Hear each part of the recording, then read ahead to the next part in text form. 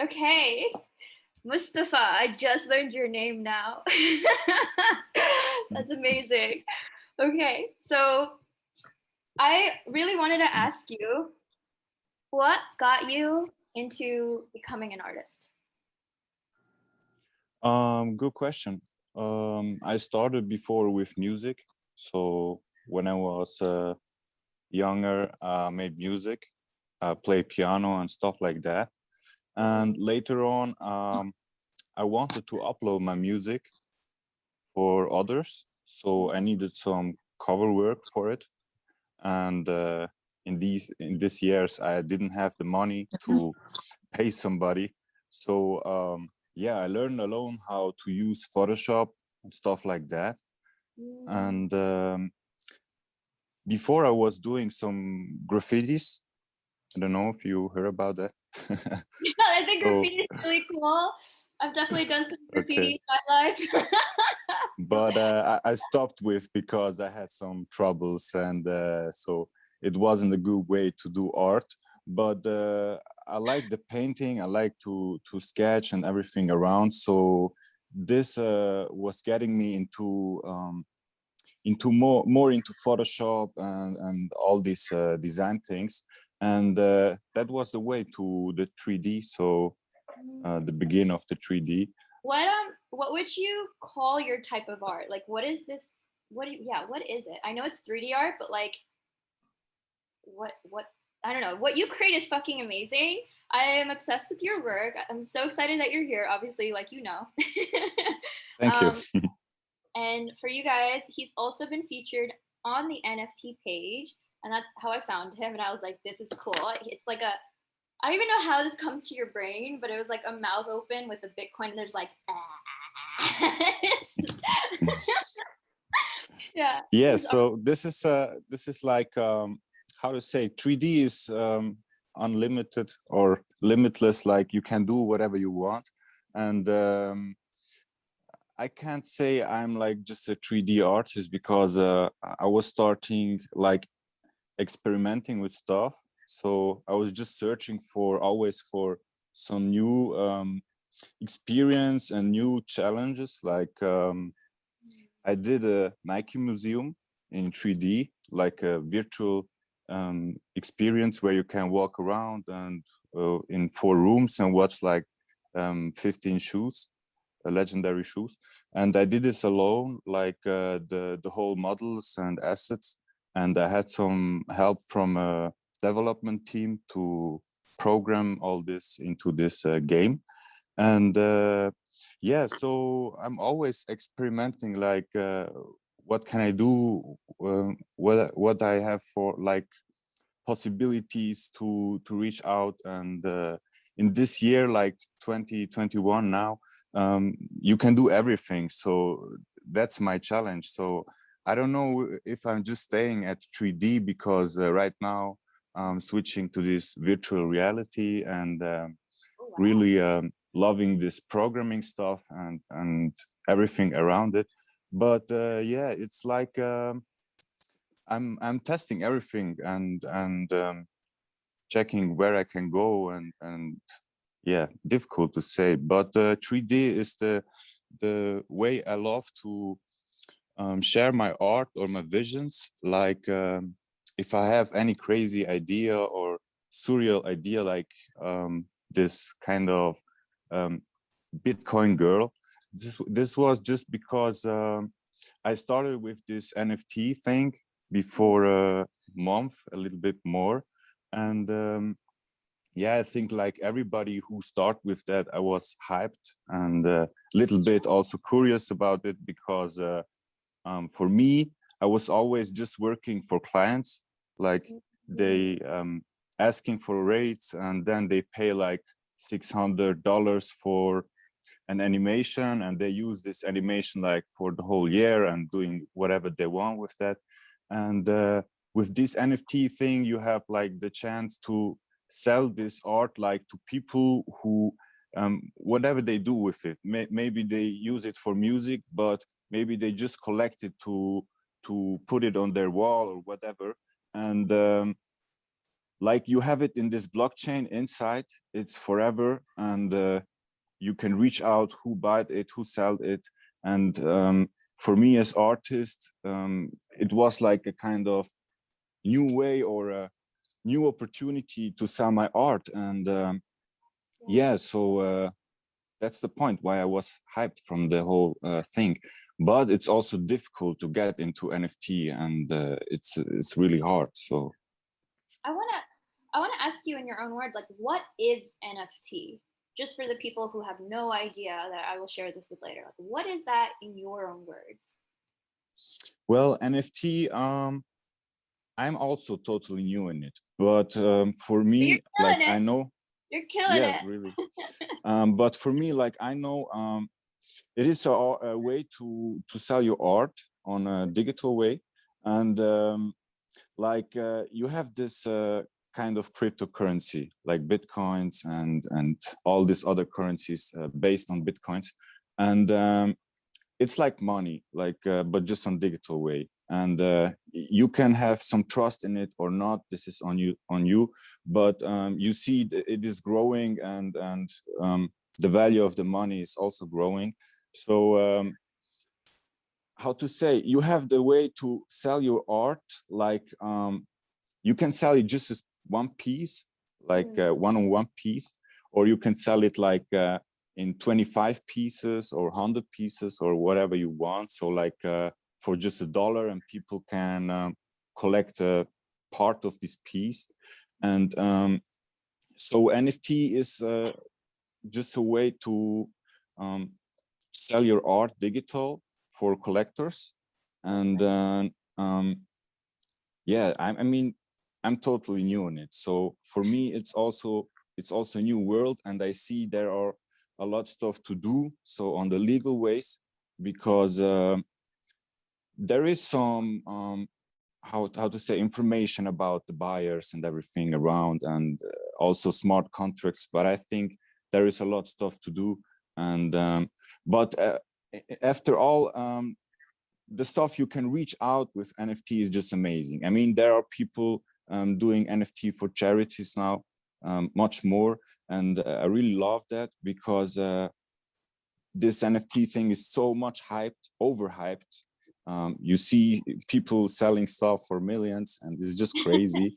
So I'm happy they're putting this money in charity, because this cryptocurrency was stuck in this virtual world. Nobody used it because they just hodl it, or they sell it and buy it again, but they don't have any use of it until now. So they can they can spend it on these charities, or they can spend it to collect some art from artists they like. And I don't know if I could help you with this NFT question. What is NFT? I think there is way more to reach out and read about NFT. But for me as artist, it's a cool thing. And yeah, I think everybody should take a look at it. But it's on your own if you are interested in this, or Yeah. it's just cool to watch. Yeah. No. That was a beautiful explanation of what an NFT is, just in your own words. We all have our own description of it. It could get really technical, and Yeah.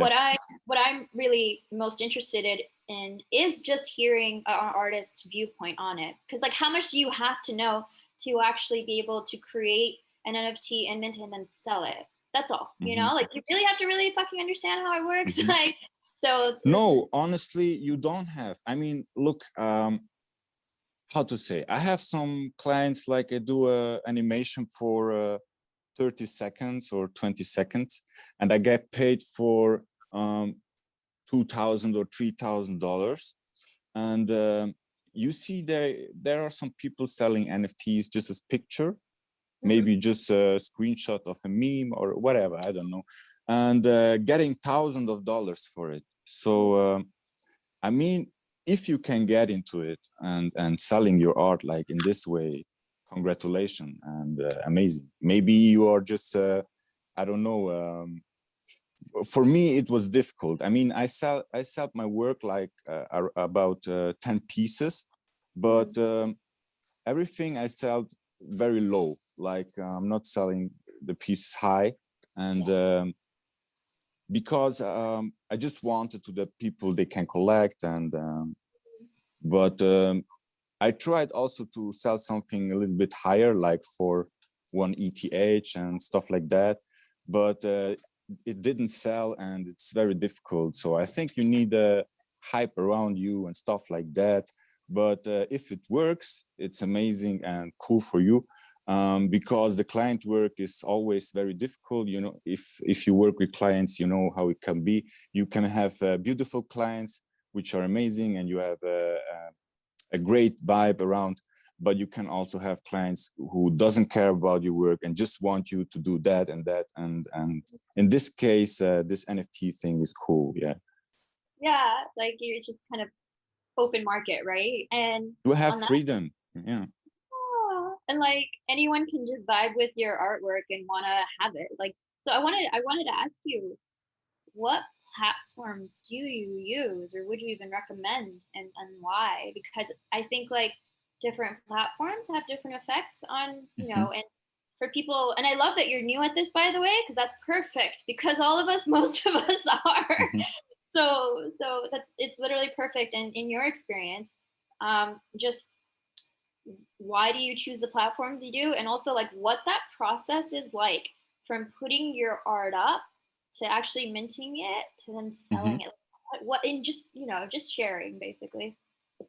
Okay, so the process isn't very difficult. I mean, yeah, for people, I mean, also for myself, when you don't know about this wallet thing and how to set up a wallet and stuff like that, it can be a little bit difficult at the start, but it's very easy. I mean, it's just opening an account, and that's it. So nothing big.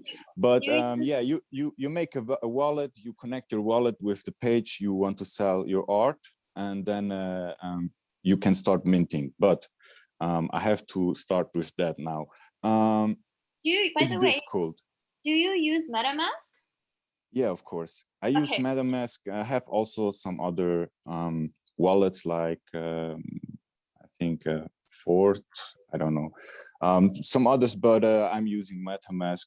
There is some sites they don't have MetaMask, so but Fortmatic, yeah, of course, Fortmatic. But look, the thing is, I started with known origin Okay. because I had the possibility to start on some platforms because I have a team like Team Black Cat. We are Oh, over 20 artists, and oh, I'm always supporting my artists, and so in my opinion, or how to say, I'm always looking for my team, not just for me. yeah, So yeah. known origin was the way where we as team can reach out to the collectors. Like in known origin, we could make a collectors account. Like when you go to our collectors account, you see all the creators together. And this is Oh, the point where you get faster to collectors, because um, how to say, like when a collector comes to my account and buys some of my art, he mm, sees directly also the other from my teammates. So this is a very strong point why we choose known origin. And known origin is also kind of more friendly with the gas fees. oh, And the other pages, I think they can be amazing. Like I'm also on Maker's Place with Foundation. mm. And but the point is like I sell some work on with Foundation, but with Foundation you have to pay 3 times the gas fees. Oh. So you are like you're burning a lot of money just on gas fees, and What is that? you What is like the gas fee for known origin? Just out of curiosity, if you know, um what is that it's even? Yeah. difficult to say. The gas fee depends always on the market, so it is like the gas. I don't know how to say on English, but yeah, you have to pay for the transaction.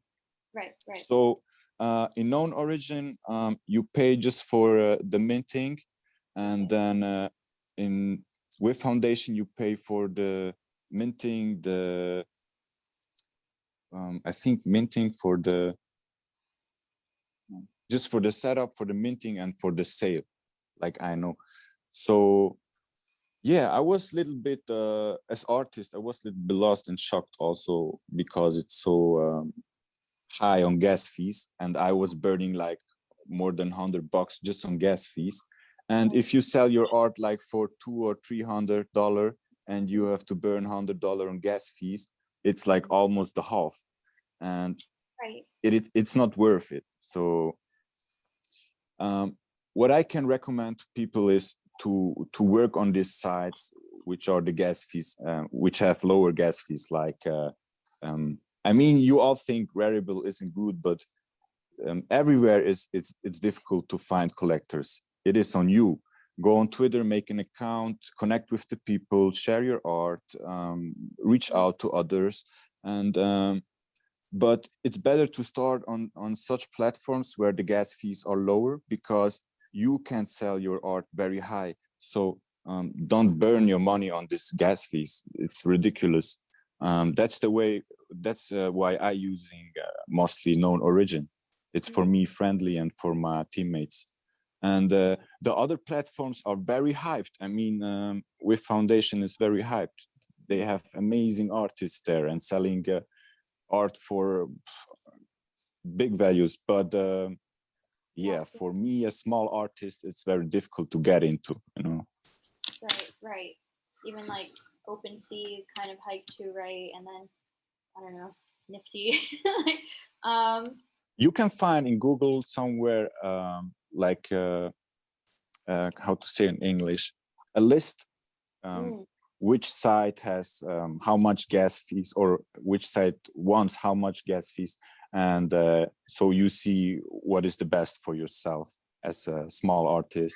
But if you have a big fan base, or if you are a bigger artist, I think it's no problem for you to reach out in the other platforms. Right. Okay. This is so helpful. Like, I have read a lot on Google, and I know my artist friends have also read a lot on Google. But like hearing it from you just makes it so much more fucking real. Like, I just want to really acknowledge that and thank you so far for sharing this. It's really, really helpful because my co-founder and I knew that gas fees was a thing, but we didn't know how important it was in the decision making, and how much it actually affected people as well. So thank you so much for helping to explain gas fees as well. Super, super grateful right now. And so basically, it's you have MetaMask, you pick a platform like Known Origin, and I'm so proud. And I'm going to go look after this call at the artwork from your team. I'm excited to check out all the people you vibe with, and then it's just, is it like a really simple process to just get your art Yeah, up? it's like that. First of all, you prepare your art like the best, if you can, in the highest resolution you can. I Okay. mean, yeah, everybody has another computer, so just try the highest as you can.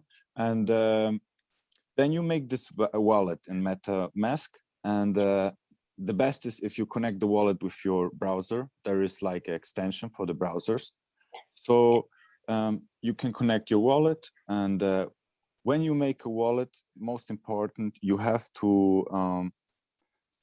to save your phrase. You get like a phrase, or I don't know how to say in English, like 20 words or stuff like that. And you have to take care about this, because every time when you open your wallet on a different spot or a different extension, you will need to enter these words again and set up a new password. So your wallet isn't so secure like it's forever. So there is other platforms like Binance and stuff, where Right. you can collect your money, and they don't have like wallets, but they have wallets, but a different system. Yes, yes. But if you have your own wallet, you need to take care about these words, which you get at the start when you make a wallet, because you need them forever. So after you make that wallet, you can reach out to this site like Rarible or whatever you want, like known origin in my case, and you open a site, open an account. Yes. I have to say some of these sites like with Foundation, they just you can just enter with invitation from people. Oh, okay. So there is no way to enter like just from nowhere. You need the invitation, and if you get an invitation from somebody, you will get also, I don't know if it's right now like this, but in my time you get like 5 invitations to invite 5 people. And when you sell work, you get 2 invites again, and stuff like that. Wow. So yeah, you can just enter with these invites. And known origin is also, I think, closed right now because of all the entries, but you can reach out to them and they are very friendly. So the possibilities are bigger to get into than the other pages. Okay. And Nifty and Super Rare, they are naturally almost impossible to get into. I mean, you can try like you can try like one time, and after that 30 days again and again, Wow. but it's very hard to get into.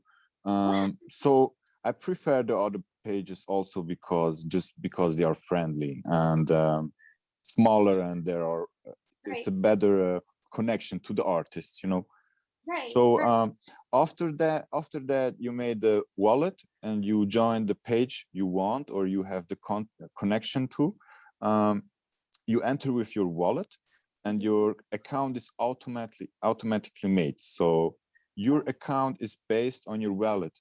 That's the point why you need to keep your wallet safe, because if you lose it, you will lose the connection to your account. Yes. And to your work. Yeah. Oh no, yeah.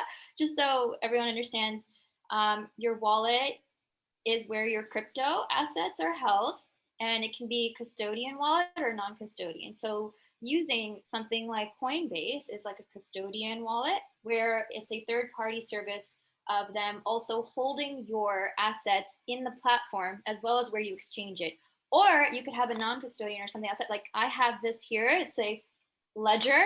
This is like actual hardware that you can store crypto on. Like for people who know, this is a Ledger Nano S, and there are other platforms like MetaMask that have. So there are pros and cons, but the easiest ones are definitely MetaMask and Coinbase in general. And thank you for.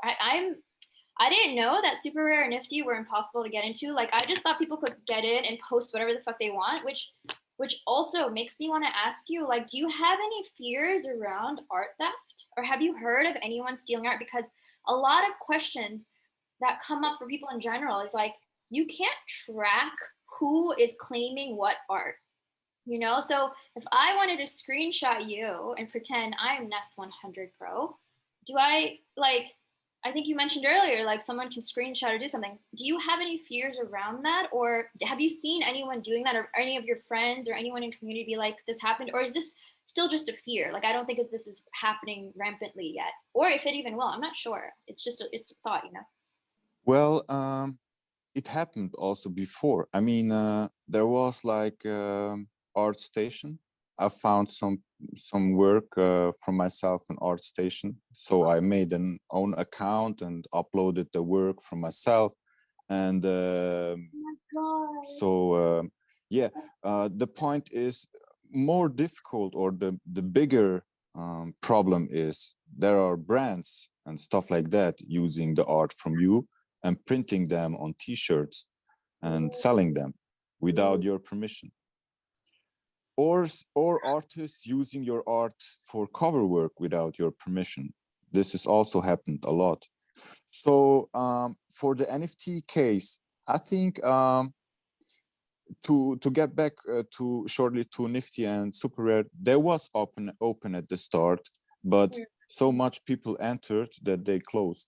And right now, I think all these platforms just it is on the platforms. They before you enter a platform, you have some registration steps normally. Like on Rarible, I think you don't have, but it's on the platform itself to check out if the artists are really doing this art, or I mean, it is difficult. But I think in this NFT world, there wasn't such cases like somebody putting the original art from somebody else and minting it as NFT. But maybe I'm wrong. But you can do everything. I mean, you could do a screenshot from my art and mint it as NFT, but you will never get the worth of it like the original art from myself and the original account. So yeah, you have the original account, and if I upload my work, then you are lost with your replica.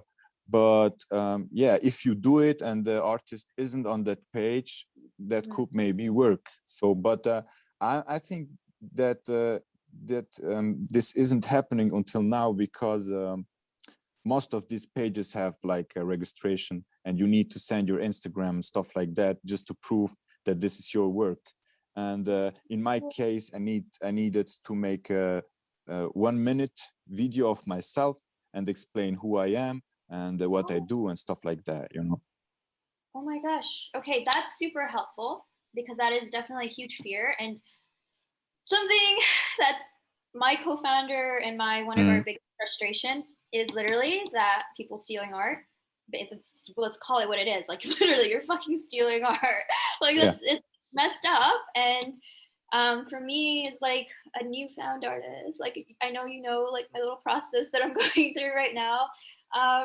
I just like I've just been recently realizing like how much art is like your soul, like your spirit, just kind of presenting itself onto whatever medium you choose or expression. And I'm like getting teary just even talking about it because I didn't know.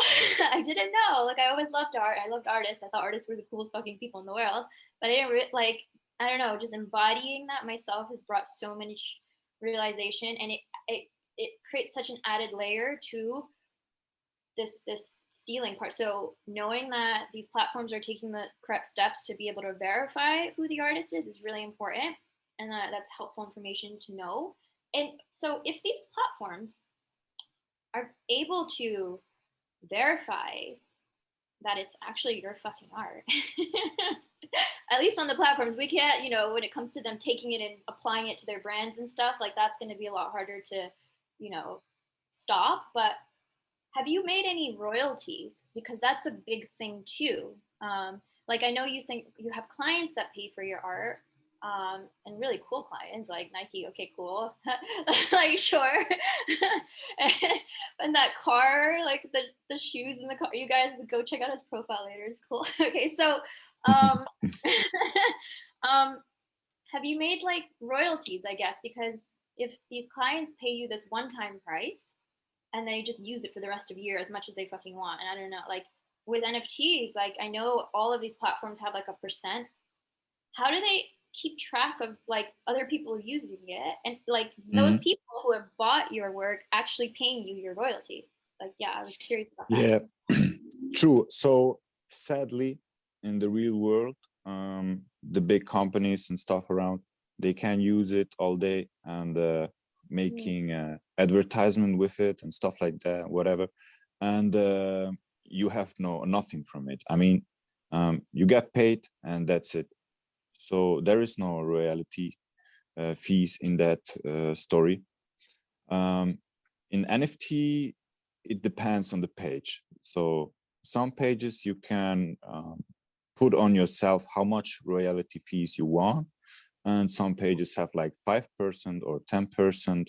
And but if you are a small artist, normally the people who collect your art, they will hold the art and not sell, because they really want to collect your art. And maybe they sell it someday because they have already 5 or 6 pieces of your art, and one of it is worth like 70,000-80,000. But honestly, if you are a big artist, then you go for that. Like yeah, people buy your art and sell it big, and you earn the royalty fees and stuff like that. And in the other case, like the smaller artist, you will also earn the royalty fees, but I think in a much longer term, like not in a fast way, Right. because you need to Right. build up your name. The people need to know about you.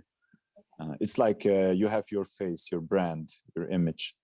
Yeah. So, okay, that makes sense. Basically, royalties make the most sense when it's reselling for an NFT again. Like that's what Yeah. I'm.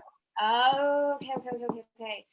Yo, everyone get one of his stuff now before he blows up even more. Okay. In my mind, I was thinking royalty from people using it just like for their brand, like for their website or something like that. Like I was like, how do you track that? Like it was not making sense in my head. Like if I put something I bought from you on my Mhm. website, I don't know, my website's an e-commerce site and my website's like I'm making money. Like how does that require, like, so I was confused. Yeah, But that's a difficult point. I mean, you can see it like that. There is they have smart contracts. Like the contract says what you can do with the NFTs. So right, right, in some cases, you can do what you want with the NFTs, or you have some permissions. In other cases, you don't have. So you need to check out about the smart contracts on the pages. You have this white papers, and you can read about what contracts they have. So if you buy this NFT and you are doing something like I don't know, um, printing it on shirts or stuff like that, so the artist will not get any royalties, I think, because how can he track it? And this is the point where I say, on the legal way, there needs a lot to be done for NFT just to right. fix all this stuff. And but Yeah, for now, NFT is the most use of NFT is like collecting. So yeah. Okay, okay. before art was just for, I mean, art. It is a lot more than just art. But before there was just people searching for art for whatever. I mean, for their brand, for designs, for whatever. And right now you have like, before you made the painting and you sell that painting for $100, $200, somebody put it on the wall, and then you die and the painting gets the worth of like 5 millions or whatever. And today you have this option. Before you die, you can even sell your work expensive. And if you make great work, if you, I mean, it's not just the art you need to do, it's really much more. It's like a personality to reach out to the community and Right, build up a community. So if you do everything and connect with the people, you will definitely get to a great artist, and you can sell art to big collectors. So right. I mean, in this point, you have, I don't know if it's sure if it's like that, but my thinking is like, you have all this whales or sharks or whatever, and they are holding this bitcoins or holding Yes, this cryptocurrencies yes. since years. So they have a lot of money, and what should I do with that money? If just hang around and share it on another cryptocurrency, maybe gain there some money, and maybe buying some stocks, I don't know. But now they have the opportunity to collect art, Yeah, and yeah. collecting this art makes like this new world. You can open some digital museums, or how to say, like showing off your art or making auctions of the art for not just for the artists, like we talked before, for charity. And I think this is the future, just that we can go this digital way, because I'm sitting in Switzerland, and I mean, it's everything expensive here, but we are also earning good money. In other, we have a very good system. In other countries, like in the country I'm born, I'm Mm. Bosnia. the system is very fucked up. So you don't have anything there. You are almost lost. And Right. if you had this possibility to get into this same world like I have, I mean, if I can sell my art for 1 ETH, the guy in Bosnia can sell it too. The Yeah. guy in Africa can sell it too. Yes. I mean, Yes. everybody can sell it, and he will have the same amount of money like me. Yeah. No difference. I mean, it is not like because he's sitting in Brazil, he will get just Brazilian money or the Brazilian worth of the ETH. It's the same worth like mine here in Switzerland.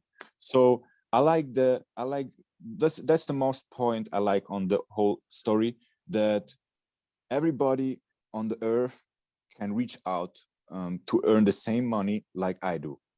He don't need to sit in the same country like I, like we don't need to be in America to make the big money like America. So that's the point I like on this whole virtual story. Yes, yes.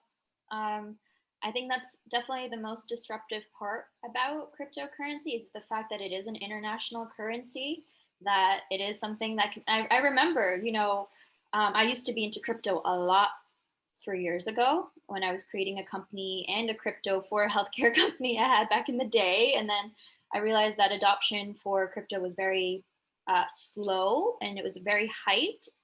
So I'm really happy to see crypto being applied in this way because it makes a lot more sense. But I just remember someone coming over to paint my home and they were like, you can pay me in Bitcoin.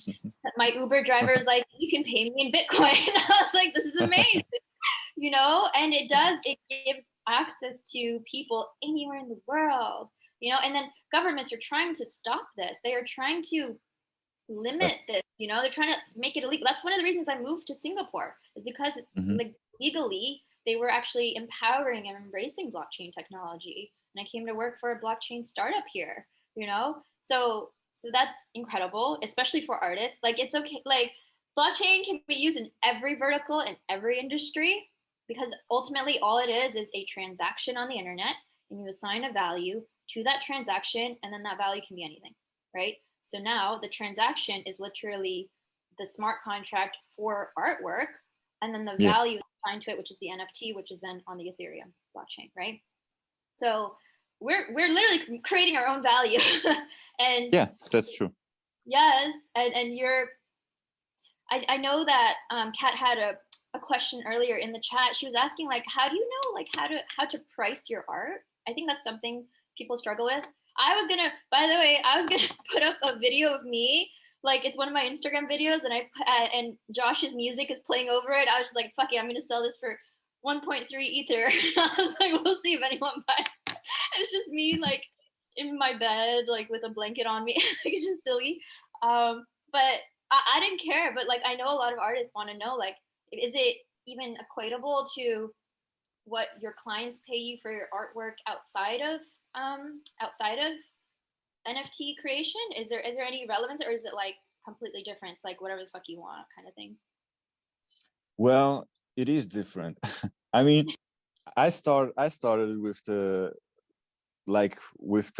range from my clients. Before a year, worked for a cover like for 600, and today I start at 1,200, just for a still image. Okay. So this is the same amount I will go in crypto. Okay. Like I will search for $1,000 minimum. Mm-hmm. So, but it's totally different because I mean, when you sell something um, to a client, I don't know how to say and why it's different, but when you sell something to a client, you sell it to him, and I don't know what he's doing with it. Maybe he has a community and shares with his community 1,000 people or whatever. Maybe he has a company and shares with 1 million people. Right. um, but in this new case, like this NFT case, there is a new community, new world. Like, if you buy something, not just the artist is interesting anymore, it's also the collector. So all Oh. these collectors right now getting interesting, like who is holding all these pictures, who is having what kind of pictures and stuff like that. So yeah, I think that's the point where it gets more expensive than in the real world, because now you have the possibility not just to sell one piece, because there is not just one person who wants your art. There are like, I don't know, 10,000 people who wants this piece, and you dropping this piece like just one edition, and all these 10,000 people wants it, and I don't know, some of them are crazy and bidding a lot, and yeah, but it can work very big. I mean, like, you Yeah. can sell very big, but if you are a small artist, I think it's the best way to start on the same way like in the real world, like with the braids. But if you gain more people or more collectors and a bigger community interesting in your NFT work, you Right. should definitely work on like collections, doing collections, like some team work where you're making 10 different pieces or 3 different pieces in a team, and yeah, giving this people, community, or collectors the opportunity to collect your stuff in yeah, in this way, so to make it a little bit attractive. And I think then you can also ask for a little bit more money and stuff like that, but you need to work on that. It's like really a new world. Yes. It's a new game. I mean, you need to get into it. Community creation, Yeah. basically. How did you find your like artist friends to become teammates with and collect, like to be able to, Yeah. entice collectors more? Because I feel like that's a task in itself. Well, the point is, I made my own company, and why I love 3D is I'm always looking for, I don't know, maybe it's my character, maybe because I'm Gemini, or how to say in English, Gemini. but Gemini. But I'm always searching for stuff. I mean, like, I'm looking at something like materials or some natural stuff in the nature, and I want to make that in 3D. So doing a research, looking at the like the information about the materials, about everything. Right. Difficult to say in English for me because I'm from Germany, but it's like you want to create something like honey or chocolate or something, what else? So you need to do that research and trying to get as most realistic as you can.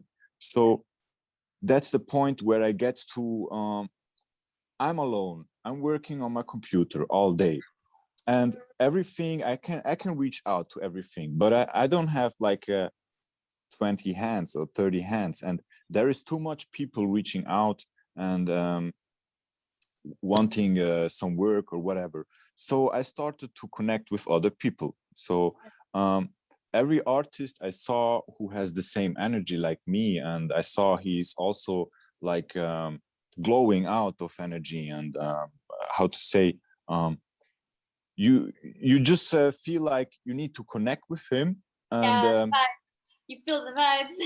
yeah, you feel the vibes, and then you have like this, I don't know, I mean, everybody of you knows that, then you have like this 10 or 8 people you always text with them. Sometimes you see their art and you text him, great work, bro, and he also reply and stuff like that. And then comes the point where I'm just thinking, like, before, when I was younger, we had this like football teams, or we had our small card team where we was like 6 friends, and collecting cards, these playable cards. Right, right. Oh And yeah. I was thinking about, like, what if I create a team where we just um, how to say, just share our experience, maybe share also how we work, and maybe also assets and stuff like that.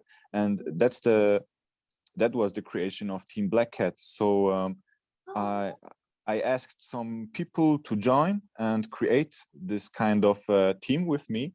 And Yeah. we started with 3 people, then we get into 6. And today we are over 20 artists and sharing everything together, sharing work and all kind of experiences. And also like now in this NFT world, I will never make something without my team. So I'm always taking all with me, and that's also the cool point with the team. Everybody who is doing something, he's taking the whole team with him. Yeah. And Yeah. also when he's getting something, I mean when he gets some attention, like I from some big brands, they Right. seeing also the work of my team and coming like we love what you do and we love also the work of your team. So there Right. is how to say, it's just amazing to make something like that for everybody outside.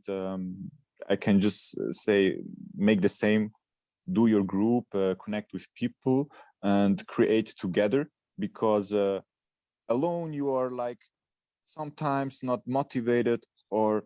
feeling not loved or whatever, you know how it is. So Yeah. when you have people around you and the people pushing you and even they not pushing you, just they uploading new art and you see the new art and thinking like, Yeah. oh my gosh, I need to do something right now, you know, like Right. that's the cool point. So that's why I made Team Black Cat, and very happy for that. And Yeah. That's so inspiring. And it's so like real. Like I gotta know, like, when did you start creating 3D art, like time wise? And also, what software do you use to create 3D art? That's something that Kadara is asking about. Because I just want to put into a time frame again, just like because people get so intimidated so quickly when it comes to these topics, when it comes to this industry. I mean, people want to quit before they even start, you know. yeah, And it's a fucking hustle and it's work, and you got to build real relationships. You got to have like real frequency interaction, you know, and alignment. And that's what you did. You did the mhm, heart work, not hard. You did the heart's work, okay? And yeah, yeah, it's all about love. That's it. So um, I mean, connecting together, sharing experience, giving out good vibes. It's really most important.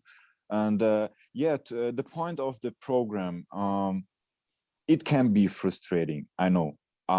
Before 2 years, downloaded Blender. That's the program I use mostly. Today I use a lot other programs, but Blender mostly. And I uploaded it before 2 years. I started a donut tutorial, and I missed something. I don't know what it was, but it didn't work and it sucked. So I deleted Blender again. I didn't want to work again, so I go back to music and make some beats and hang around in Photoshop. And the day came again. I just see something in the internet from Blender and was thinking like, this looks so easy. Why it didn't work in my case? So I again give a try and did another tutorial. uh-huh. Um, I think it was Derek or something like that. Derek Elliott, I think. And yeah, the tutorial was amazing. It helped me. I get into Blender. I get to a result that was the most important, because when I get this result, I was feeling so happy and like now I can do another one and continue my journey. Um, Okay. but before, when I messed up this tutorial and I get stuck, this was so frustrating. I deleted the Blender and didn't want to work again. So it is hard at the start, but when you Right. get into, it's amazing. So yeah, Blender was the start, and after that, I just realized, because I had a lot of client work and clients have visions and ideas and stuff like that, and also myself, my brain. Um, always thinking about new stuff I could do. So Blender is too small for everything. So I mean, you can do the content creation, the render, and the composition, and You can also do a lot of simulation work, especially modeling and sculpting, everything around that. Blender is really hard and really good. But when it comes to like smoke simulations and stuff like that, I'm using Embergen or different programs like Houdini, because they have a bigger or better system for kind of the simulations. Like in Embergen, you have real-time fire and real-time smoke. You see this in real time and you know what you do. And in Blender, you have to wait like 10 minutes before it bakes, and then you can see the result. And after you see the result, you get fucked up because you messed something up and you need to start again, and it's hardcore. So some stuff you should do on other programs. Right. So for smoke and fire, I use Embergen. For clothing, I use Marvelous Designer. But I have to say, both is costs something. So Blender is for free. You can download Blender on blender.org. It's totally for free. It's amazing, and it has a ton of tutorials. So go for it if you want to learn 3D.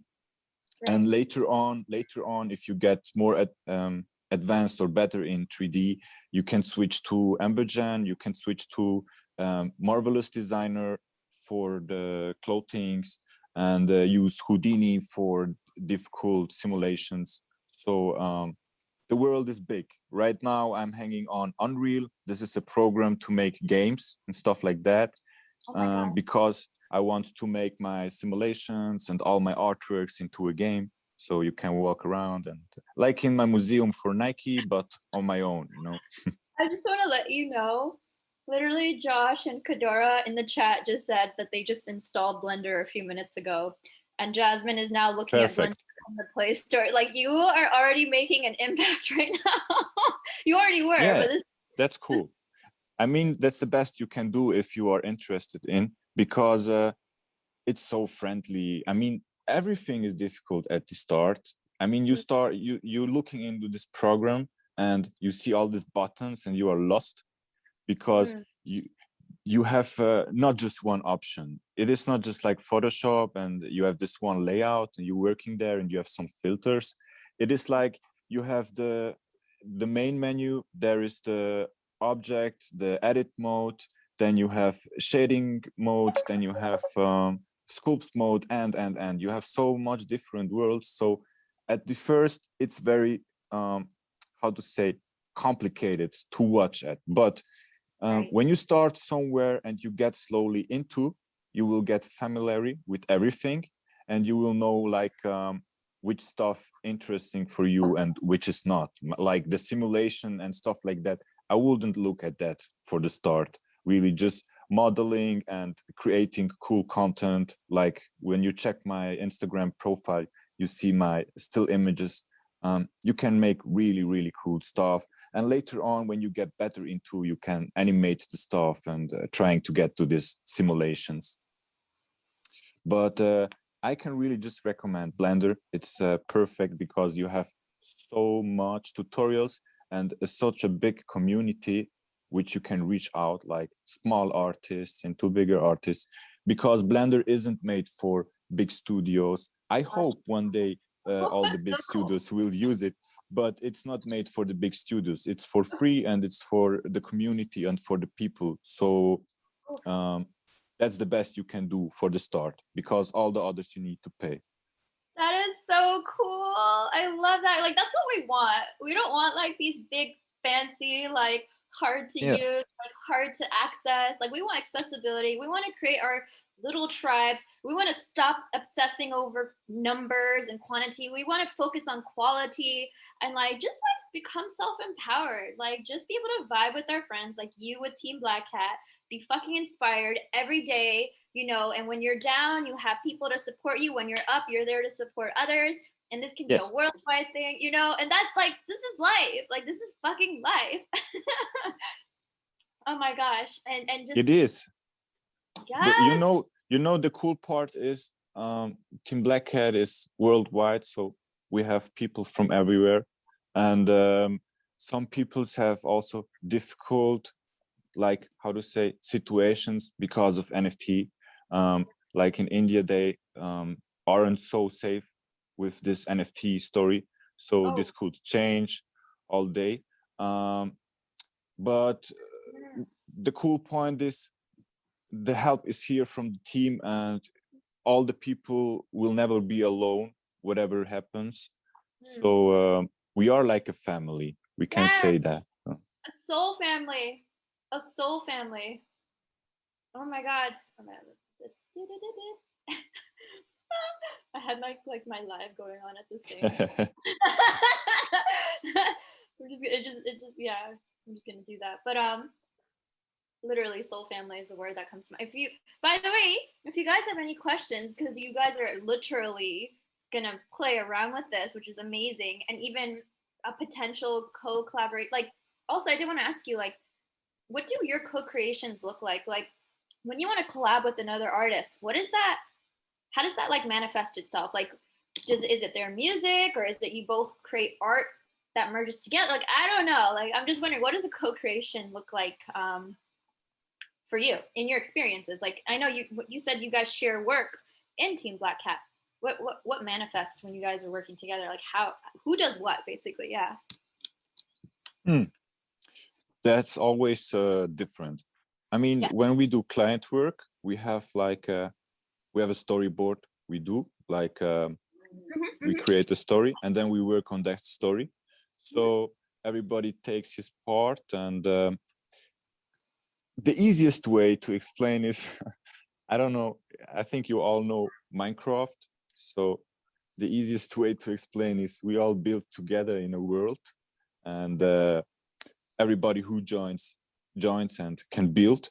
So the cool point is that you have always people specialized in something. So like somebody is good in cars, the other one is doing great hairs, somebody is doing cool animations, the others simulations. So at the end, everything works great together, you know, as when you combine it. And this works also without the team. I mean, I did a lot of collaborations before before I had big client work and stuff like that. I had more time. I did a lot collaborations with other artists, not from the team.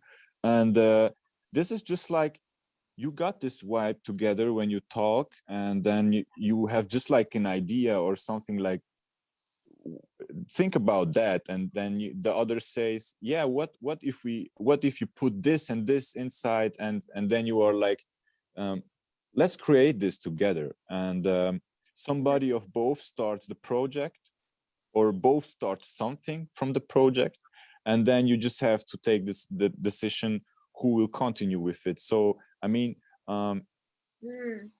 sometimes they sending objects to my session and I will do the render, and Okay. otherwise I'll send the objects to their session and they do the render. So it depends on the agreement, or how to say on English.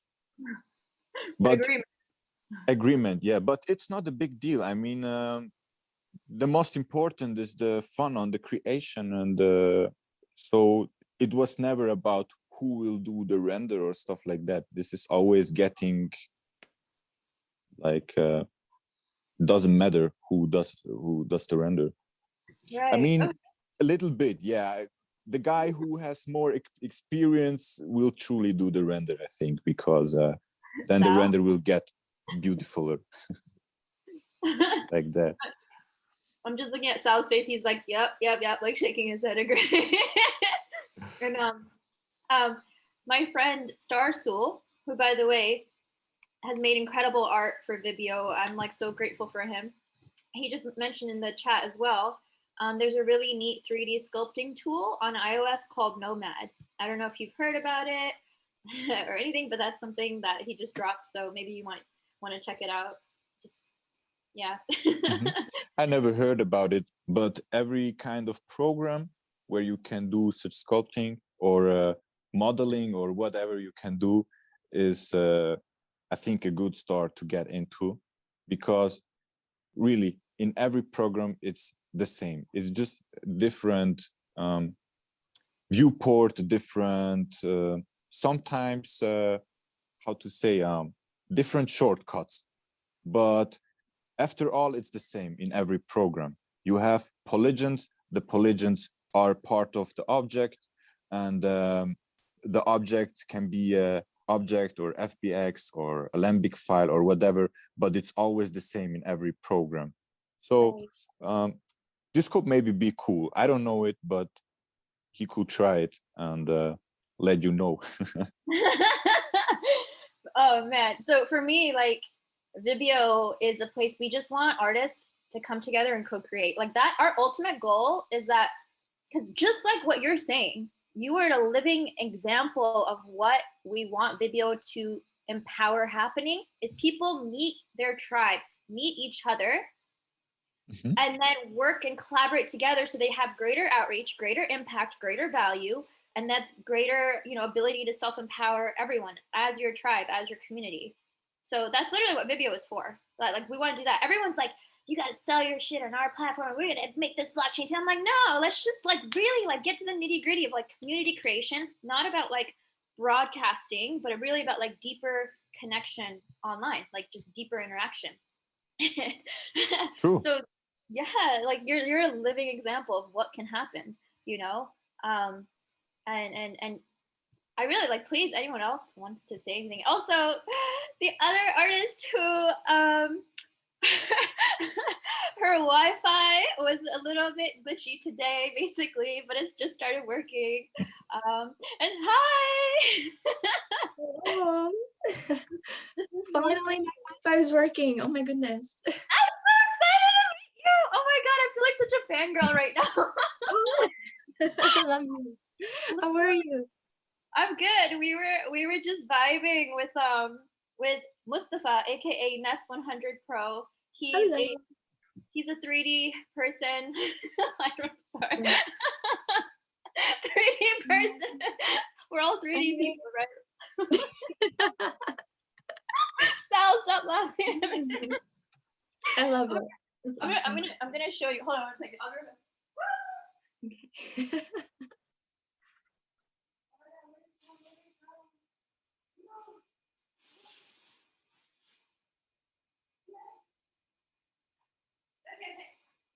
Okay, sorry guys, like I just had to do this really quick. Like I just want to show you in real life.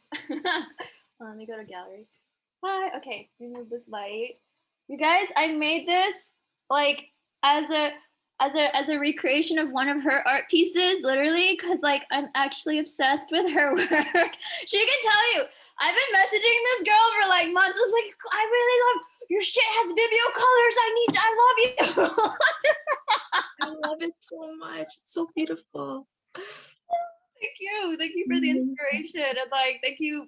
I don't know, I was just, it's crazy, like it was so random and serendipitous, and it was a Nagomi pastel art like class that was just randomly here next to where I live, and the lady was like, I showed her a picture of your work. I was like, this is what I want to make. She's like, this is your first time, you can't make that. I was like, watch me, I'm gonna make this happen. Just because these colors weren't part of the pastel she had. She was like, no, this is like really, you need like months of practice to do it. And I was like, and then like I was like banging on the desk, like everyone in class was watching me because I was like, I gotta get these colors right. Oh my gosh, yeah, it was such an experience, and I'm like, yay! I'm so happy your internet's working. You're here. We were just That's talking. amazing. We were talking with Ness. He's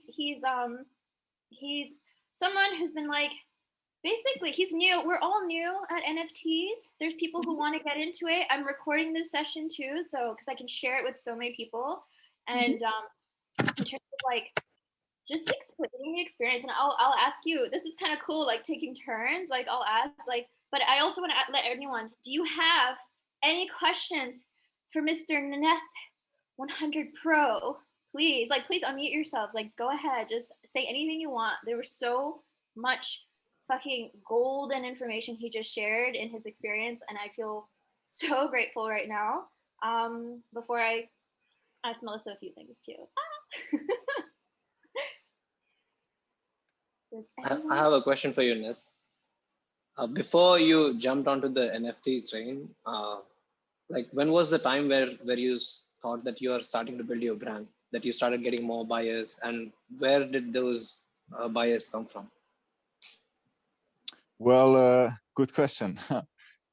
Difficult to say. I mean, I started before 1 year to work out on social media. Um, Before I wasn't on social media, I was just working for myself, and I was also like a lonely wolf, just for myself. And before 1 year, I started with Instagram. Until today, I didn't get into Twitter. I have Twitter, but I'm very bad in Twitter, and I don't know how to act on Twitter. I'm just texting like "good morning" and stuff like that.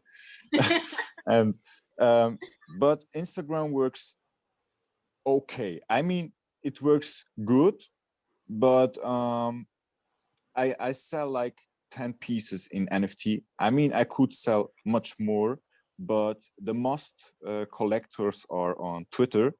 So all my work I do on Instagram is getting me like, I think, maybe 20% of what I could get from this NFT story.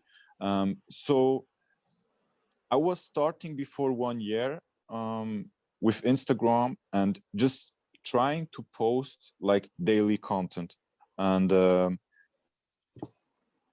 lot stories. I mean, really much stories. So just trying to build up a connection with the community who is following me and trying to text everybody back and getting into the people and showing them what I am doing, how I am doing that.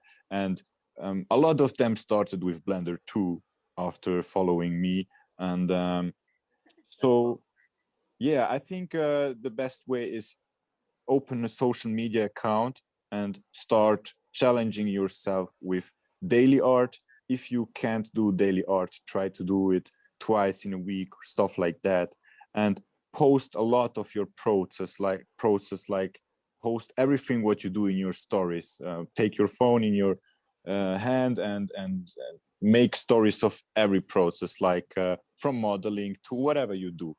And this is the best way to gain more community and also to get to this collectors, um, because the collectors, they came from the community.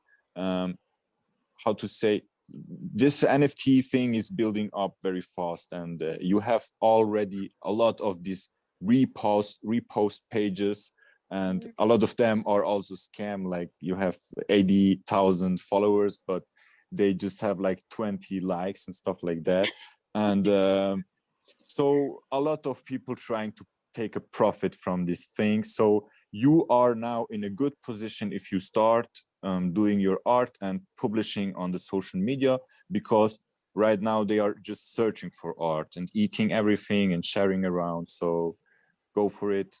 Do a profile and try to make like one content in a week if possible, but daily will be great. I have like one follow-up question on this. When you got your first sales from Instagram, do you remember that time? Can you share the From story with NFT. us? No, from Instagram. Okay. This was like a music artist, I think. I did from myself. I think this was from my brain. He made a own decision. I did some animation and some cover work from my own, not for artists, but I did it like it could be for music. So, and I put some music under it, and then people came and asked for. I remember one artist asked for, "Can you do this for me?" And I was just like, "Yeah, what's your budget?" And then it wasn't much. I think it was like $300 or something, or $250, but I was very happy because it was my like first job and first um, offer from a client. So I took it and I made it, but it was a hard work. Like I worked on it like 3-4 days and struggled. And yeah, so the first was very low. And after that, I get some work like for $600. The others was also just a cover for 200, I think. So the beginning was very low, and I realized very fast also that I need um, to take a bigger price. So, but yeah, I think I started just to make content for the people who could be my clients. Mm. How would you know that? Like, do you have someone in mind that you're making this art for this particular kind of people, and that's how you build Yeah. your Instagram IG, like followers? Mm-hmm. Well, this is a good point. Of course, I saw that in this industry, like in this music industry, this 3D thing is getting very, very interesting. Like a lot of these musicians are searching for this 3D stuff. So that was the point why I was doing something in this direction. So um, like right now, I mean, the same point. I can tell you right now, this is why I say I'm not sure if I'm just doing 3D, because right now I'm trying to work on this virtual reality stuff and this um, showrooms and games. So I can program my own games. And because I just realized I can selling art, doing stuff like that, and I get this amount of money. And I have this new opportunity, this virtual rooms, and the amount is way bigger there. So it's interesting for me to get into it. So right now I'm doing the same. Um, I will also prepare like some rooms which I can show to different companies. I mean, thank God I have this Dunk Museum already to show off, but it's not like not enough. You can not just hang on this. So I will prepare some rooms, and then I will like for this case, I think I will make some emails to companies, because to reach out to companies for this case, you cannot work on Instagram. Instagram is really just for private people or for management, stuff like that, because they are on social media. Did you have any question in this case, bro? No, thank you. Thank you so much. All good. Wow. Yeah, so this is the point. I mean, the best is what kind of work do you want to do? If you want to work for like companies who doing beauty stuff or clothing or stuff like that, then do your work in this way, like do designs for clothing or do animations for beauty stuff, and you will get also the people who want that. I mean, they will get to you, because all these people who are working for some companies in marketing or in whatever, they are searching for you, so they will find you. Just prepare the art, and most important is do what you want and do what you love. Like, don't try to um, don't try to jump on a hype what others are doing, because everything what all others are doing, it's gonna run out, like, because everybody is doing it. So a lot people are doing like this people stuff, just mashing up stuff together and doing some weird creations. That's cool, of course, but if you want some serious work or serious clients, I think you just have to concentrate on the work you like and love. Like, yeah, if you love to make simulations, do simulations.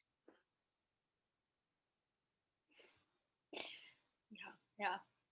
Like I was saying earlier, like it's just hit me so hard how much creating art is literally like a piece of the heart every time. And it's like overwhelming as fuck.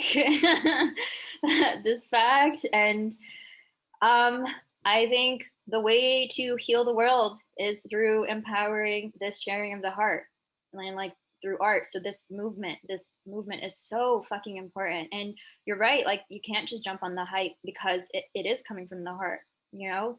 Um, and I have this theory, by the way, that I think these fucking billionaires are buying this shit. I really do. Okay. I think they're like recycling their money to create hype for a lot of these platforms because it's their own platform. And then they can be like, oh, this one sold for this one and this one sold for that one. And that's going to eventually die down because the people who don't have as much of a large following, you know, what's going to happen to them? Like they need just as much opportunity. Otherwise, it's just another recreation of the same issue we have on all these other platforms. Like I'll just tell you a quick statistic. It's one of my favorite statistics to understand how warped social media platforms are. What percentage of Instagram users do you think have less than 1,000 followers?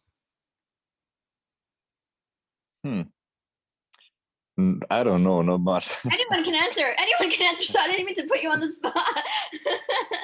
What percentage? Okay. I would say maybe 8%. I'm not sure. Under 1,000 followers. So that's about 60%. What percentage of what? Say it again. Of all people on Instagram, how many of them have less than 1,000 followers? More than 50%. Yes, that is true. More, yes. for sure. A lot. Most. Yes. Wait. Well. It's okay. Yes. It's about 60. Okay. And how many have less than 10,000 followers? It's like 30%. So it's like basically it's a number around 60 and then it's a number around 30%. Okay. So over 10,000 followers is only 10% of the entire social media platform of Instagram. Okay. We're in a fucking rat race, guys, to be one of the top 10%. Does that sound familiar to anyone? Yeah, right? you don't need to. Honestly, I get some cool jobs and I had just I think 800 or 900 followers, and right now I have just I think 7,000 something, and honestly I don't watch it because all these brands and managements, I work for whole Germany and a lot managements from America, and all they reach out to me not because of my followers, they reach out because of the work, because of they saw what I did for others. So really it doesn't matter how much followers you have. Really, it doesn't matter. I have better work than people with more followers. I know people with 60,000, with 100,000 followers, they asking me for how do you get all this work, and I am just like, bro, they are getting to me. I mean, I'm just doing my stuff and they are reaching out. Maybe the problem with these people with the big accounts or this pushed up accounts, maybe they are losing all this contacts or DMs or stuff like that. Because I know in my account, even it's small, I lose a lot of DMs. I don't know what's wrong with Instagram, but some people are just away. I mean, they texted yesterday, I watch it and they are away. I can't find them anymore. And I didn't remind the name and I lose them. So I think you should not hang off this followers and stuff like that. If you really doing a great work, the people will get to you for sure. 100%. True, I agree. Yeah, because like, for example, I only have 434 followers, but I've sold 2 NFTs so far. You don't need to have this big amount of following. It's what matters is your art and what you create, right? And someone will connect with your art, right? It's like, it doesn't matter, the followers, so it doesn't matter. But eventually, you know, when you do build a following because people appreciate your art, right? Then, you know, then it comes within time, but you don't need to have X amount of people following you to be able to be successful at what you do. Well, I've seen that so far from my own experience, but yeah. I was gonna jump in and say, just even in the coaching industry, it's about niching down. And Mustafa, you spoke into that. A lot of people aren't speaking to someone specific. So like I went on Melissa's page. Melissa has this goddess. You're gonna draw in anyone that is attracted to the goddess. So it's like, if you want to make it, just pick something specific that people are like, oh, that's me. Like, this person signals who I am. And it doesn't matter how many followers you have, because again, it's just about your work. I know tons of other coaches. There's someone that was here that was like, oh, I'm running this program. I had 50 people in it. I made $5,000 for the month. I was like, fuck, I had one client and made $5,000 for the month. So it's not always about like that huge quantity. It's really about knowing your worth. And your worth is just like how much effort, time you put into it, and how much you actually want for it. So one thing I always tell people, it's like, how much do you want to charge for it? And they give me the number, and I'm like, why that number? And I'll be like, okay, how much do you really want to fucking charge for that thing you did? And they're like, well, I want to charge 10,000. I'm like, then charge 10,000. Maybe no one buys it this month or next month, but someone's going to buy it because they're going to see the value. So just that word of thing, like a lot of people I meet sell themselves short. Don't ever sell yourself short. If you like, don't be crazy and be like, oh, this NFT is definitely worth 50K if you're just starting out. That's like pushing it like really big. Like, get yourself out there, but know your worth and put yourself out there, but niche down. Pick something super specific and be like, I'm gonna make my work around this, and know that those people will be attracted to it.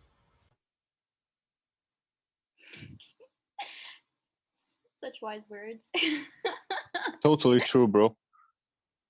Yeah, there's some high vibes people in this call right now. I just like, I think you guys have figured that out, but like, also, Melissa, I just want to say, like, me as a fangirl, I count as at least 10,000 followers. I'm just gonna throw that out. Okay. Like, yeah, let's just FYI. I'm gonna just give myself that value. Oh my gosh. I can ask you a few questions, by the way. Oh, does anyone else have any other questions, please? Like, this is interactive, like, you know. Kadara in the chat. Oh my god. And then, like, of course, like, you and Mustafa / Nas 100 Pro can like ask each other questions. So that'd be fucking vibe to watch, because you can share a little bit more about your background so he can understand more. Like, but the first question I really want to ask, which is what I asked him too, what got you into becoming an artist? Me personally, okay. Yeah. Well, I've been doing art since I was born. My grandmothers were both artists, so I was born into painting and drawing and stuff like that. And then as I got older, I started to experiment with digital art back in 2005, 2004. So I was a 2D artist since then, doing a digital art graphic design in 2D and painting still on canvases and stuff like that. And then in 2014, I started producing music. So what I've been doing since then is, perfecting the craft of, digital art and music. And now that this NFT space has come alive, I've sort of merged the two things together. So I pretty much create my digital art and then I create a music piece for it. So that's where I'm at right now. And I transitioned actually this past year into 3D. So I'm a newer 3D artist, but I've only been doing 3D for about a month now. Oh my god. Yeah, but I love it. I love it so much. Do you use Blender by any chance? I use Cinema 4D and Forger and ZBrush to create models. But I also use Daz 3D to use other models in case I can't create it. But Blender is awesome. I've used it once. It's awesome. That's amazing. Mustafa was saying earlier how like his experience with trying Blender for the first time, and then and then Forger in there. Yeah, that's cool. I could see him shaking his head like, yeah, girl, get it. Like, yeah. It's fun. I love it. It's just so amazing. Is this so your first time using it? Is that goddess vibe like you just created recently? That is my literal first 3D and 3D piece. Yeah, the goddess. That's amazing! Congratulations! Congratulations! Oh my god! I love it. That is the two. I minted 3 NFTs so far. So the first 2 that sold, they're a mix of 2D with like a little bit of 3D, where I sort of used After Effects to make that. So like, it's hard to explain, but like there are crossover between 3D and 2D. So the ones I've minted so far, they're all a cross between 2D and 3D. And then I decided, I'm like, you know what, I'm just gonna fully jump into 3D and try it. So then that's what I did like about a few weeks ago, and here we are. Okay, that's Yeah. amazing. That's actually, oh my God, I don't know. I just feel so proud right now. Like proud of your work and proud to know you and proud that you're like on this call with my friend Ness 100 Pro, and I'm sure he's so proud of you too. And, Oh, and thank you. he has a team of 20 artists in Team Black Cat. It's like at Team Black Cat, and this is like That's amazing. yes, right? Like you guys should know each other too. Like I don't know, you come off like a lone wolf to me. Like tell me more about your like community. If you, I don't know, how are you doing this? How am I doing everything? Like, okay. So Like okay. do you have artists that you collaborate with ever by any chance? Yeah, so I have a few friends that I've been talking to recently that are interested in doing collaborations. I haven't actually, surprisingly, I haven't actually done a collaboration yet with anybody, but it's something I'm open to. So it's Do you exciting. hear I love working with people. Mustafa, do you hear that, bro? For sure. Definitely. Yeah, sometimes it's difficult to get on collaboration sites when you have Yeah. work to do and you get into, I mean, 3D can be very tricky and you're losing hours when you are working on the first time to figure out stuff. So it can be difficult at the start to get into collaborations. But when you get more comfortable with the program and you know what you can do with the other, then it's getting very easy to do something together. Yeah, I agree. It's a Ooh, lot to learn. It's a lot to take in, but it's like, but it's an amazing journey and experience, right? There's a lot to learn, but I always like to encourage people to just go for it. If you're called to do something, then go for it, right? Take the inspiration and do it, because it'll only lead you to like amazing things. Yeah, I mean, like the effect your art has, yes, like just feminine goddess power vibes, like soft, like the soft. It's just you make me feel things, and I like the feelings I feel. Like literally, I'm so happy I can say this to you, like to your face, like on a Vibe Live. Like this is. I'm sorry. I literally need to stop fangirling. Like let me stop. Okay. Okay. Like I don't think I'm gonna be able to stop every time in this call. Let me like gather myself again. I'll ask. Let me go back. I'm sorry. So I wanted to ask you, what platforms do you use or recommend and why, basically? Okay, this is a great question. It's very important because, okay, so I use right now, like for in terms of like video and stuff like that, I use TikTok because obviously it's a video platform and it's the way the algorithm is set up. It's good. It's perfect for what you're doing if you're into this type of stuff for NFTs and stuff like that. But number one, it's very, very important to be on Twitter because that's where the community is. Like that's where my 2 NFTs that sold, the collectors, came from Twitter. Okay. So that, and we have like a really big community on there, and like, community is very, very important in this space. Like the unity between everyone. It's just we all work together, and we share each other's art, and then it gets spread around the entire internet. It's beautiful. And like, so yeah, so Twitter, TikTok, and Instagram, of course, right? Instagram, not as much. I don't know. For me personally, that's my like. Everyone has a different experience with this, but so far the most important one is Twitter, just because that's where like everybody in the community is, and like all the collectors and everyone. And like if you want to expand your reach in terms of NFTs. Right. That's good information to know. That's like double whammy, because Mustafa was saying earlier, he's like, I'm trying to be on Twitter, but like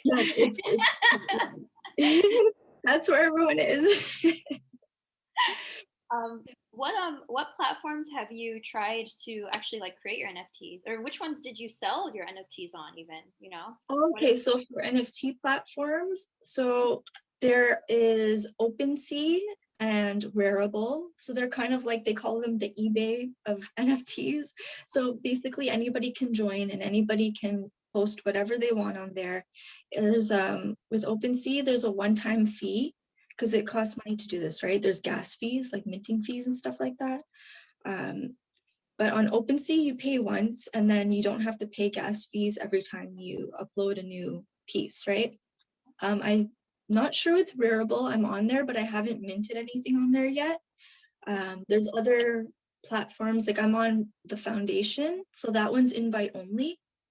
And so what happens is when an artist sells a piece on the Foundation, they get 5 invites.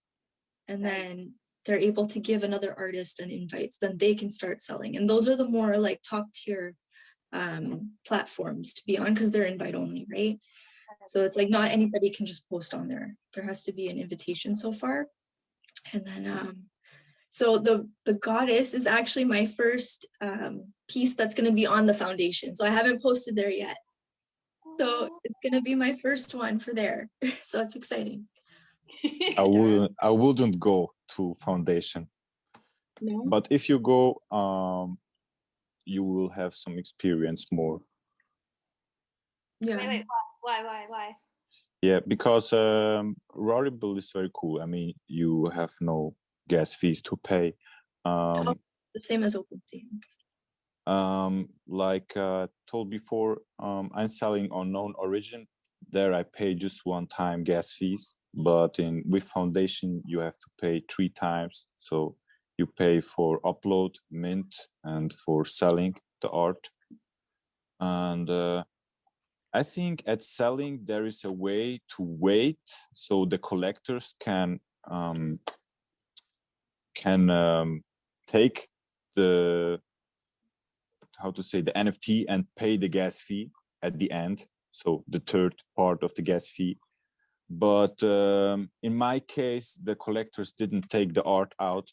So I just pressed to take the art out and pay the gas fee on my own. So I burned 3 times the gas fees on all artworks I sold on with Foundation.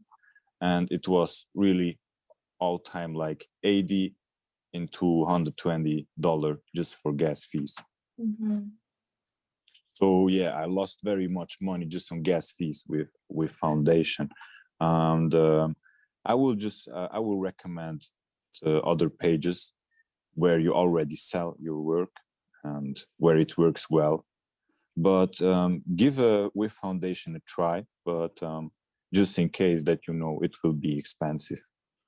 Yeah, so that's why a lot of people, they only mint very high. Like they only sell their art. Yeah. It has to, that's why my friend, he sold a few on Foundation already, and he told me that if you're gonna post anything on there, it should be like your best work and like make it really like expensive.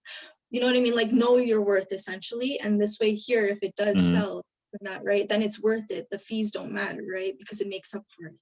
But if you're just going to post just to post, casually, then it's better to post something on OpenSea, for example, or Wearable, like you said.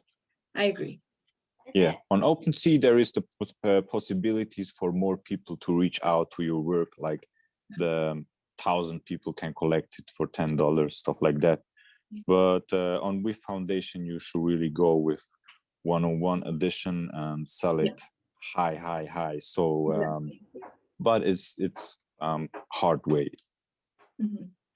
Is it? Do you think people price their work differently on different platforms? Because that's what I would do, just based on the gas fees alone, right? Like, and if I know that, like, you had that experience, but next time on that platform, I would just make it a higher price because. Oh yeah, experiment just going as high as possible. Like kind of like what Kadora said. Like, what do you really want to make your worth be? Like, what do you really just like fucking? I literally like I said this earlier. I was minting something, just a video of me, and then like an unreleased song by Josh, who's anomal, on here, like the blanket just covering me, and it's showing like my tattoo, and I'm just kind of dancing. I was like, I'm gonna make this be. I think I've made it 1.3 ether, and I was like, fuck it, I don't care. Like, like there's no rhyme or reason to the actual amount, right? And if you can create that effect in people, like I know you can, because I love living embodiment of it. But yeah, yeah. But that was like, I don't know if you knew already, like the potential of like that gas fee being triple in its own way. But that was, thank you for letting us know that experience. Yeah. So excited for, when is that going to be, do you think, up? Like, what's your timeline? I'm just curious. My goddess one? Or like, when are you going to put it up on that platform or foundation? So I'm still working on it. It's still a work in progress. So it's I'm just working on the small details right now. Like for example, she has like bangles around her arm, and I'm putting the crystals, and I'm like putting an emissive material on them so that they glow. So like I'm just really focusing on the tiny details, because like I said, if you're gonna post something on the foundation, it has to be like some of your best work, right? Because then you're able, because that's where usually stuff that sells on there is very like high ticket stuff. And so yeah, so that's why I'm just really taking my time with it, and I don't know, hopefully soon, right? But you never know how long the process takes, but it's going well so far. Yeah, it is. Yeah, it is. Yeah, it is. Do you know now, you don't have to share now if you haven't decided, but do you know what price you want to make that piece, or is that something you decide later on, or like? Well, my friends that have experience with this platform already, they told me that I should have the reserve, because you have to set a reserve price, and they said no less than 1 ETH. Right. Yeah, and then there's like a minimum bid that you put. So yeah, I'm just gonna follow what they say exactly, because they have their experience, right? It's like I just kind of, listen to what works. So but yeah, so I think I'll experiment with that and see what happens, because the reserve price, it doesn't necessarily have to like be that. Sometimes it can go way above the reserve price, right? Because if it's on auction. So well, that's the thing too, you can put your piece on auction, or you can just put it up for sale. So I think I'm gonna experiment and do it on auction and see what happens, and if not, if anything, then I'll just post it up normal. I like that. I like that idea right now, actually. Yeah, like people should have a bidding war over your art, in my opinion, totally. like so. Oh my gosh. All of the vibes, please. Yes, send them your way. I'm really excited for this. I definitely want to share whenever it's live and everything, just to for everyone, whatever, like lots of love in that way. So OpenSea and that, and how do you know how to price your art in general? I personally don't really know exactly. I just kind of go with what my intuition tells me. I don't know, just whatever. I did actually on OpenSea. I did the exact same thing. I posted my art for like 1 ETH and this and that, and then but there were a couple of others that I posted that were a little bit lower, right? Just to kind of test the waters, right? Experimental still. This is very new space, and I sold 2 of them for like what was it, 0.1 ETH, which is like in US dollars, like close right now, I think it's like $300, something like that, around that price range. It's just really whatever you feel you want to put your art out there as. Like there's really no limit, right? The sky's the limit, right? It's like I'm gonna give you some advice a really, really powerful coach gave me last May. And he was like, choose the price and add a 0 at the end of it. So it's like you choose 300. So I'm going to ask you now. So like say the goddess one, how much would you like to price it for? Okay, that one, I think I'm going to price a little more than 300. I've spent so much time and energy on that thing so far, so I know I can put a little more. and how much would you like to price it for? Well, that's a good question. I don't know. No, like, Still thinking about it. Pick a number now.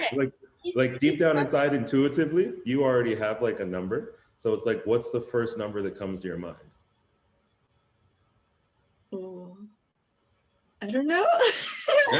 No. First number that comes to your mind. I think, well, because I plan on doing it as an auction, so like I think I'm like open to whatever amount comes. That's why, Okay. like, but like but still like, that like a reserve price, that's pretty like pretty and high. because you're co-creating with the universe, like even the Yeah. universe has to know what you Yeah. want. So like, what's You're the right. number? What's the number that you actually that's in your mind? Oh, gosh.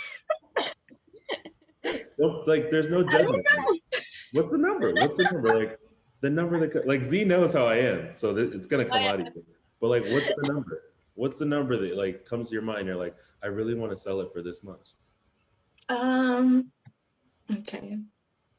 I would personally set a reserve price for like at least 1 ETH, right? So that's like about, I think it could be close to, well, I think it's 2,300 right now. It depends. I don't know. I don't know the calculation, but I would personally set the reserve at that, and then like, you know. Okay. So if it was set at 2,300 and I Yeah. asked you to add another zero, which makes it 23,000, what comes up for you? What comes up for you when you hear 23,000 right now? I'm hearing 33. Yeah. So it's powerful. And like, this is where we learn our money story. When he was You're like, right. how much do you want to charge? I was like, 7,000. He's like, what about add a zero, 70,000? What comes up for you? I was like, I can't charge that much. He's like, why? Why can't you? And I like really dove into it. And that's the easiest way to get over your money story is ask yourself, if I add another zero, why do I feel uncomfortable with that number? And that really helps people start to go like, you know what? It's actually worth 12,000 instead of, Right. 7,000 today. That's my challenge for you. It's so true, and you're right. And it's like it comes down to the limiting beliefs, right? That we have that are like embedded in us from like, you know, who knows how long, maybe past lives, right? But it's like, I agree with you, and you make a very, very powerful point. So thank you for bringing that up. Coach K. Yeah, Z's been through this process with me on live. I was like, oh, let's go there. Amazing. I love it. Yay, that's a great way to like, I love how you said co-create with the universe. Like that's a great way to like open doors, open our minds, open our hearts to greater potentials. Like, I mean, I literally like, I don't obsess this much over, like, I don't, it's not a thing. Like, you are special. Like, yes, again, I'm not gonna go there again. I'm not gonna go there again. Jesus Christ, guys. Like, I'm just Yeah, the last time we went there, she was crying. I'm like, oh, you want to go there? Let's go. yeah, he's literally made me aware that I don't let out the kid in me more, and this experience of me like tapping into the artist that has been in me my whole life that I didn't realize until literally a month ago. A month ago. Yeah, I didn't know, and the reason I didn't know is because like my parents threw away all my art pieces when I was like in middle school or whatever, and they just literally destroyed everything. They threw away my diaries, my art pieces, like hundreds of things I had painted, even my graphic design work or whatever I was doing. I was like 12 years old. Basically, every part of that was stifled growing up until I was just, and then I just did healthcare, and I've been a doctor, and I've been a tech entrepreneur, and now here I am, like, wait, I'm creative. Like, wait, I can do stuff like this. I never, and it's been crazy because when you have trauma, right? I'm sure all of you know, when you have trauma, it's embedded in you and your nervous system. And when you start to access that trauma and start to reprogram yourself, your experience at that age is what comes up. So like I turn into a little fucking kid again. And like people on this call have witnessed that happen. And I am going, there's years of shit that is coming up for me. And I turn into a kid. And it's hard, and I've been crying my way through it. And now I feel like there's so much in me that just needs to get out. So that's why I'm like, I get anxious now if I'm not like painting. I just bought new paint stuff. Like I'm so excited. Like I didn't know. And yeah, in this process again, like you were one of my inspirations, like for my last piece. Like, and it's been, yeah, so a lot of learning in this regard. And he said this months ago. He's like, you're not letting your inner child come out. I was like, the fuck are you talking about? I'm cool. Like no, but I get it more now. But it's also telling your story. Yeah, and that's why I love what Mustafa was saying. Like so many people never tell their story, And if no one tells your story or see like the behind the scenes or get to see that work, they kind of miss like the heart that you pour into it. That's why people that do like food programs, that's why they show you when they're like blending and mixing and they're talking to you, because you can see that they're passionate about it. So when someone sees that you're really passionate about something, the emotional buying goes up. So there's two levels of buying. There's the emotional, there's the logical. The emotional level for buying is like, oh my God, I love the goddess. Oh my goodness, this guy Mustafa does this stuff for like artists. He's got the car and all these things like that. The logical reason is I need this and it's different. So like you want to tap into that emotional side. But I did have a question. Are you both just using like a laptop, a monitor, and like a mouse, or do you have like some other special like equipment that you use for editing?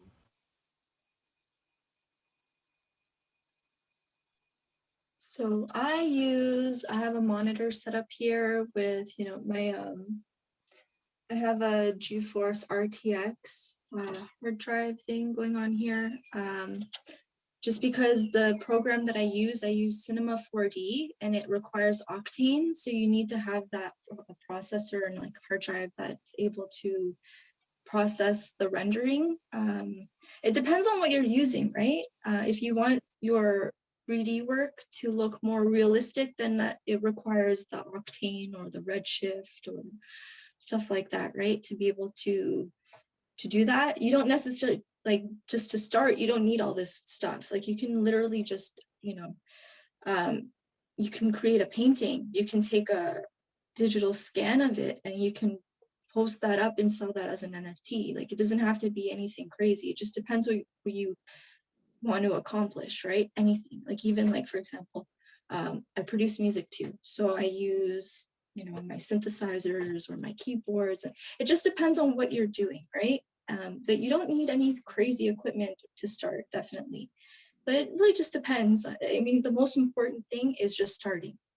That's what I believe personally. Just getting out there and putting your heart into it. That's the most important part. When you put your heart into whatever you do, the equipment doesn't matter. Right? But yeah, you just, the most important thing is to start. That's what I believe. Yeah, totally true. For me, the same. I would say most important is to start, because a lot of people are hanging off like, how should I do that? Everybody can do that. Just do it.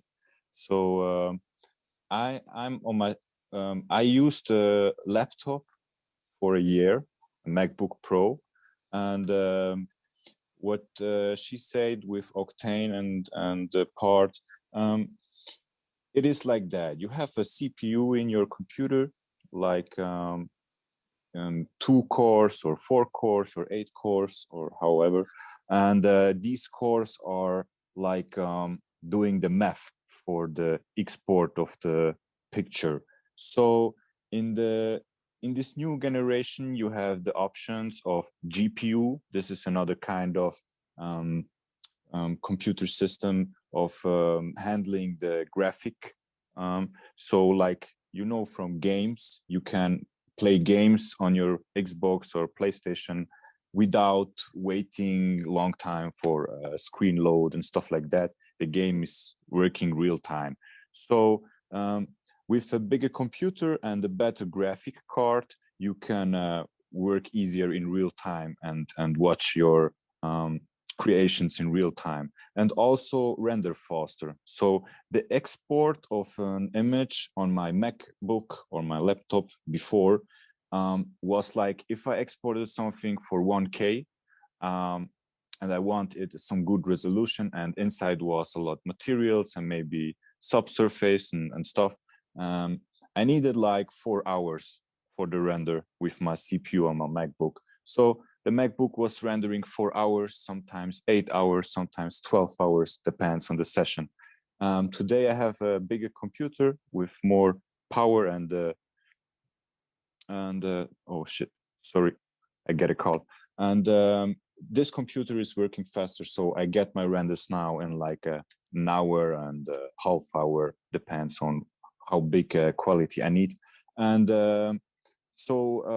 yeah, you don't need a big computer or stuff like that. And you can really start with your MacBook or with your computer, whatever you have. Maybe maybe I would not recommend the big programs like Houdini and stuff like that. I don't know about Cinema 4D if it will work on smaller laptops, but I think so because they have a good system. But I can tell from my own experience for Blender, it worked well on my old MacBook Pro from 2009, and they only have 12 gigabyte RAM, so it's really nothing. And yeah, my coworker is calling me. But you don't need to have big computers or stuff like that. It's just later when you get complicated in some work like clothing or simulations, you are searching for other programs just to get a better result. Yeah, I just Googled the eGPU because I'm always traveling, so it's like I don't think I'll ever have like a desktop. So I was like, if I can just get like an external thing, that'd be perfect for me. So thanks for that tip. And then I was gonna say, like, for anyone that's looking for inspiration, one of my coaches was like, go listen to Yo Yo Ma, Beginner's Mind, the Audible. It's like an hour and a half. That is the most inspirational shit I've ever heard in my whole fucking life. He's just like, I learned this, and then I went to this country and saw this, and I was like, wow. So I think that's powerful for any artist.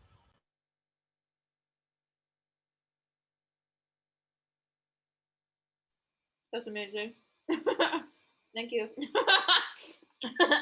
Got my avocado. I'm obsessed with avocado, guys. Oh my gosh. Do you by any chance, Melissa, know who your collectors are?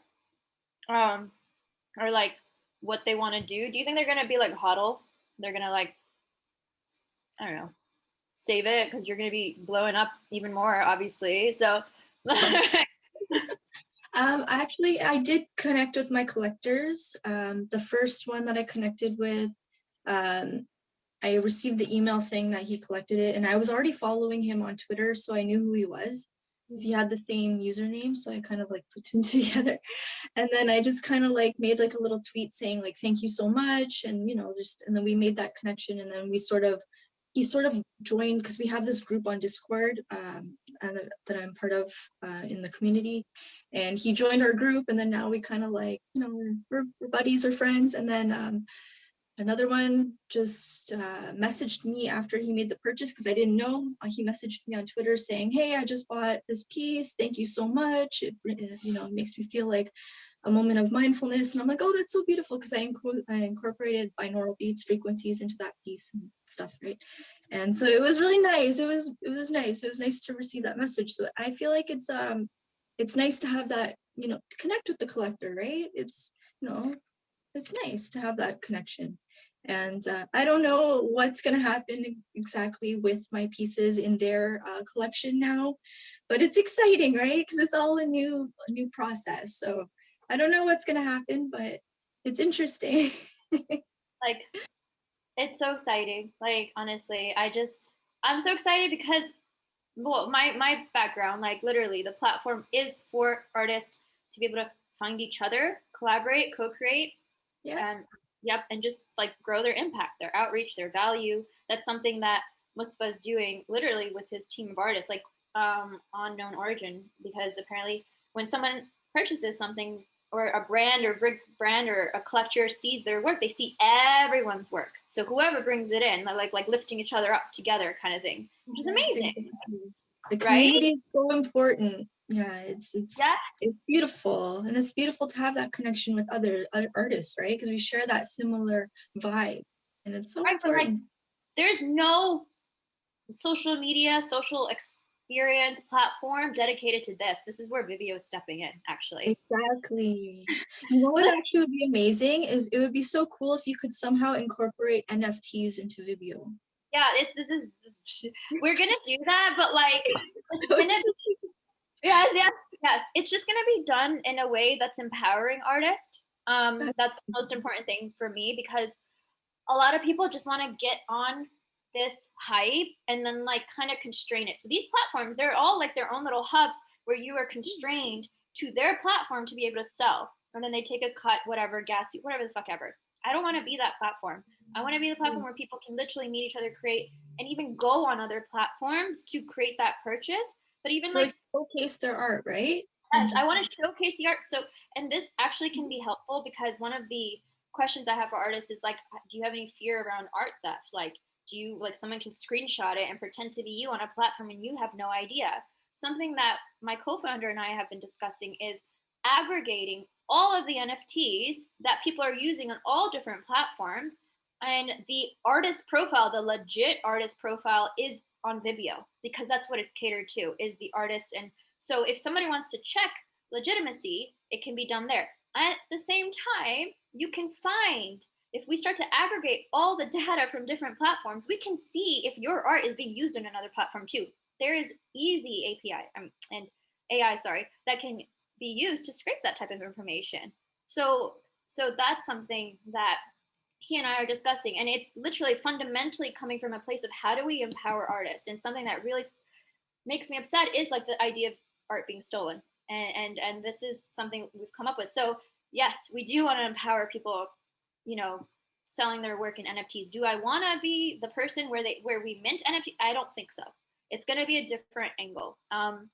And also because we want people on Vimeo to be empowered through like even a subscription model, like not just one-time pieces, but like, what if I want to know what your life is like, or like your process, like content that you create that you just want to give to your private community? Like, I don't know, monthly patrons, I pay you like $100 a month because I just want to be in your life, and you have like 20, 30 people that you trust and you do that with.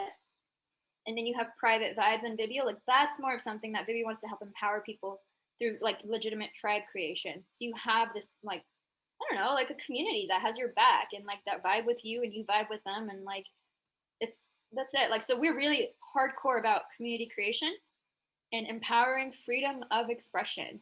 On Vimeo, I will never censor the feminine body.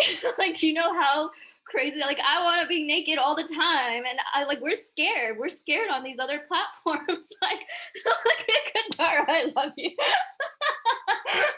He started unzipping. He's like, hey, he's very embodied as a very masculine man. He's really in tune with his feminine, and if you look at his work on TikTok and Instagram, you will find him dancing and embodied, and he's like, I don't fucking care. I'll wear pink. I don't care. Like, there's a really funny video. Like, he's amazing, and Vimeo is not for everyone. It is. We started off thinking like we're gonna be for everyone. It's not. It's not. This is like gonna be something that's more high vibes. It's focused on freedom of expression, and that freedom of expression creates self-empowerment through like monthly subscriptions or paying patrons or community members, and that self-empowerment, that's it. I don't know, I'm just like, and one last thing I want to say is like, you haven't seen the platform yet, but what you vibe on Vimeo is what reflects to you based on the core IP. The core part of Vimeo is called a heart tag. So you express what you like about a vibe. So let's say like you posted your art, or Mustafa posted his art.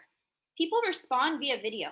Okay, right now there's like these superficial comments that are like emoji, emoji, emoji, emoji. You guys put in so much fucking effort into your work, and I'm having a reaction to your art. People are having reactions to your art, but there's no medium to respond with that reaction. Vimeo does that. It's vibe to vibe. Okay, so you post your vibe. I can respond with my own art piece. I can respond with my own video that's like, oh my God, this made me feel this, or I love this about it, et cetera, et cetera, et cetera. And then anyone can do that. Okay, so think of it like Instagram stories, but like you can post the initial story and anyone can post a story on top of that, So it becomes like a collaborative conversation, right? And just it's like, no, that's the gallery experience. Like, and then you can respond to those responses too. So it's like a Twitter in that way, in terms of thread creation. But ultimately, being appreciated and having authentic reactions to art is like primary goal here with this design, right? And then people can actually send a heart tag out on your vibe. So what they like about it. So let's say like, I love the color pink, or this makes me feel this. That turns into a hyperlink. Anyone in the world that's vibing on any other piece of art that's saying the same thing, they're going to get connected. So yeah, so it could be like acrylic painting is the bomb. And anyone else who like is saying that, or if you click on that, you will find all of the vibes that people are vibing on that, like that same. I mean, even hot chocolate. I love making this example. It's like hot chocolate is amazing, and then Kadora's vibe pops up next to all the other like the goal with Vibio here was to recreate the experience of synchronicities. That's it. When you go out and you meet someone and you're like, oh, you know that person, oh, you're into this, or you live there, like the same aspect is going to happen. And you'll be able to filter out, like, you literally can find like-minded people via heart tags, and you can also filter out people via heart tags. So it's exciting because it's all about creating that deeper connection, finding your reflection. So the main point of all of this, sorry, again, is what you vibe on, what you express is what gets reflected back to you. The algorithm on Vibio is created by you. We're not going to pick what shows up in your feed. You pick what shows up in your own, like your page, and you can actually continue adding it. And yeah, so we just launched January 1st. We're still like beta as fuck. We're going to keep it closed. We have people accessing Vibio this week because we just went on the App Store. We were using a different platform. Now we're on the App Store. And people are like co-creating Vibio with us, and it's really exciting. So we're gonna launch more fully May 1st for artists, and just go full force. And we have business grants we're giving out to artists because I want to start right away empowering artists. I'm also giving away a free domestic flight round trip in America because the idea of supporting an artist to go see someone they love is like just amazing. Like, and we have a $500 grant, a $300 grant, $200 grants, multiple ones. There's no limit to submissions, and it's like literally people can come vibe on your art. That's the goal. Like literally people just come vibe over art together. Like, yeah. So I'm excited for that. And so that's a little bit more of my background in terms of why all of this matters so much. Like I'm so happy that people, like, artists are finally being empowered. Basically, for me, it started off with like people who are expressing from the heart. So that could have been coaches, that was anyone. Then I just kept getting down to the nitty gritty, and I was like, fuck, when you express from your heart, you create art. That's it. Like that's it. That's how we save the world. That's how we heal the world. It's through art. It just like clicked in my fucking head all the way. Now I'm aligned as fuck and so divinely guided. Like this is so beyond me. Things that keep clicking into place, like meeting someone as incredible as Mustafa, meeting someone as incredible you, and everyone else on this call, obviously. You guys are divinely guided into my life. Like I am so grateful. It could be any artist in the world that are teaching this and putting their energy into Vibio, like this creation, understanding its goal. Like you guys' energy is now in this creation. So wow. You are so cute, honestly. I love your energy, and I hope you keep this energy forever because you're giving a lot of energy out. And I want to thank you for your invite and this nice talk. Very cool. And I see in yourself you have the same energy like I have. I mean, you are giving so much into this application and into this community. This is awesome. And one big point, and this is the most important point, like you said, how you feel and the love what you share outside you will get back. Like the same point is also with clients and everything. Like when you have a good loyalty or a good connection with somebody and you share good vibes and much love, you will get a lot back. So this is the most important. Really. I mean, that means a lot because I don't know. Everyone in Vibio community knows my like so much now, but I've just been rejected my whole life. Like this is so new to me. Like being accepted or even embraced is completely new for me. I've been rejected from every community. I've always been the weird girl. I've always been the outcast. I was kicked out of medical school like almost twice. I fought to get in back in. Like my administration hated me. I used to be a Muslim, and I'm kind of like I'm more spiritual now. Basically, I think all religions are just different languages to the same universal truth, kind of. But I'm just saying, like, so when you say that, like, it's really hitting deep fucking parts because I'm not used to this, and I really appreciate it. And like, you saw how scared I was before this call. I was like, I don't know if anyone's gonna show up, and I feel so rejected. Like my heart feels rejected. I don't want to feel that way. God. Yeah, So, this is the system. I mean, you start in school. You have in school like the options. I mean, sadly, it is like that. The people are, I don't know how to say in English, mobbing. Is it mobbing? Also in English?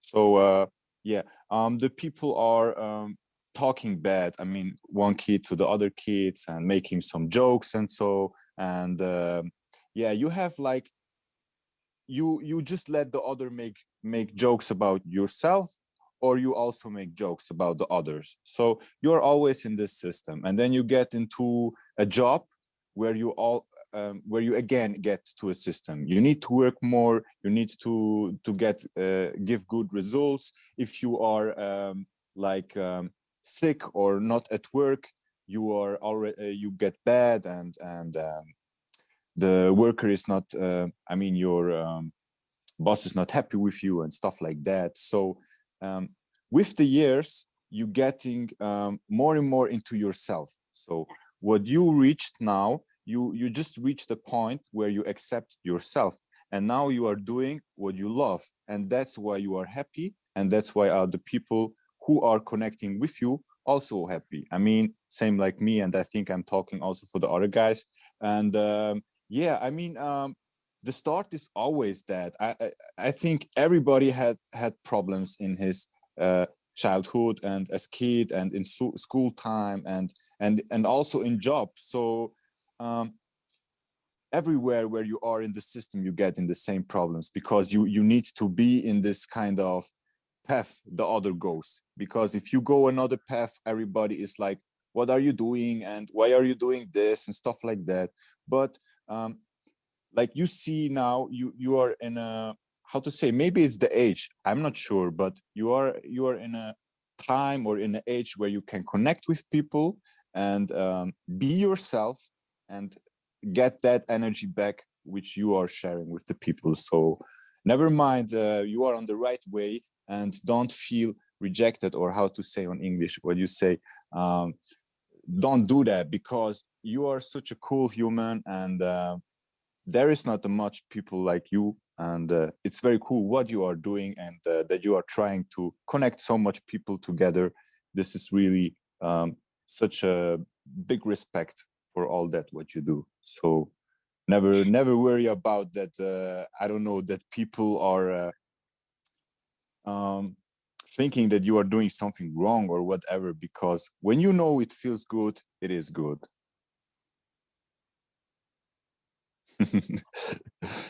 Yeah, you are so cute. I'm always happy when I see you smiling, and you are so full of energy.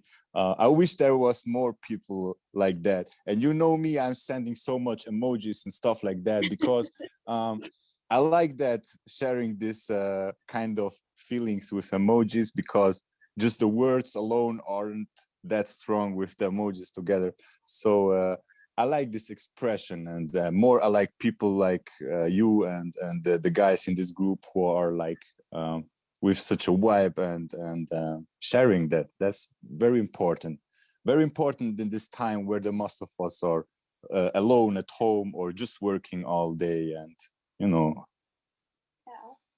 yeah. I'm sorry. I just, I don't want people to feel alone like I used to. That's all. Like, if I get to the core of it, like, that's all. And through this process, I'm learning what it's like not to be. And, like, that's why it means a lot what you're saying. I know we've all been, Same. like, on the edge. We've all been, like, on the edge to some degree. That's the only reason we're able to be have the depth that we have now. Like, we can only have this much light if we know that much darkness, right? So I know you guys have all gone through some shit for sure, to be doing what you are and creating what you are, and to even like feel me and embrace me, and for me to be able to embrace you too. And like, I feel like everyone should have this, and no one should feel like how we have growing up. Like, and I think that's changing. You know, I think technology is actually empowering that too. Oh my gosh. Beautiful words. There is something like without darkness there is no light, or something like that. But yeah, I think everything what you have lived in your life, and like if you had any trauma or such something in this case, everything makes you to this person which you are today. So yeah, I think the best way is really to connect with the people, and you did a great start, and I hope really that this is gonna be big, and you're gonna help a lot people to get out their hole, and maybe get out their depression and stuff like that, because this is why I started Team Black Cat. I was also alone for me, and being alone isn't what we want to be as humans. We are made to be together. So that was the best decision for me, and I see it's also for you. So really respect for all that, and yeah, respect that you have this energy. This is so amazing, really. I mean, we all know how difficult days are. You have so much problems all day with stuff, and yeah, so keep that. Never forget that you are sharing with that energy, more energy in the people. I mean, you hype me so sometimes, and that's why I hype you back. You know, it's just a giving back. Yeah. You both are so amazing. Honestly, I love you all so much. I feel the vibes. Like my heart is like, you all are so amazing. You're doing such amazing things too. And I myself, I struggle with that too. I feel very alone.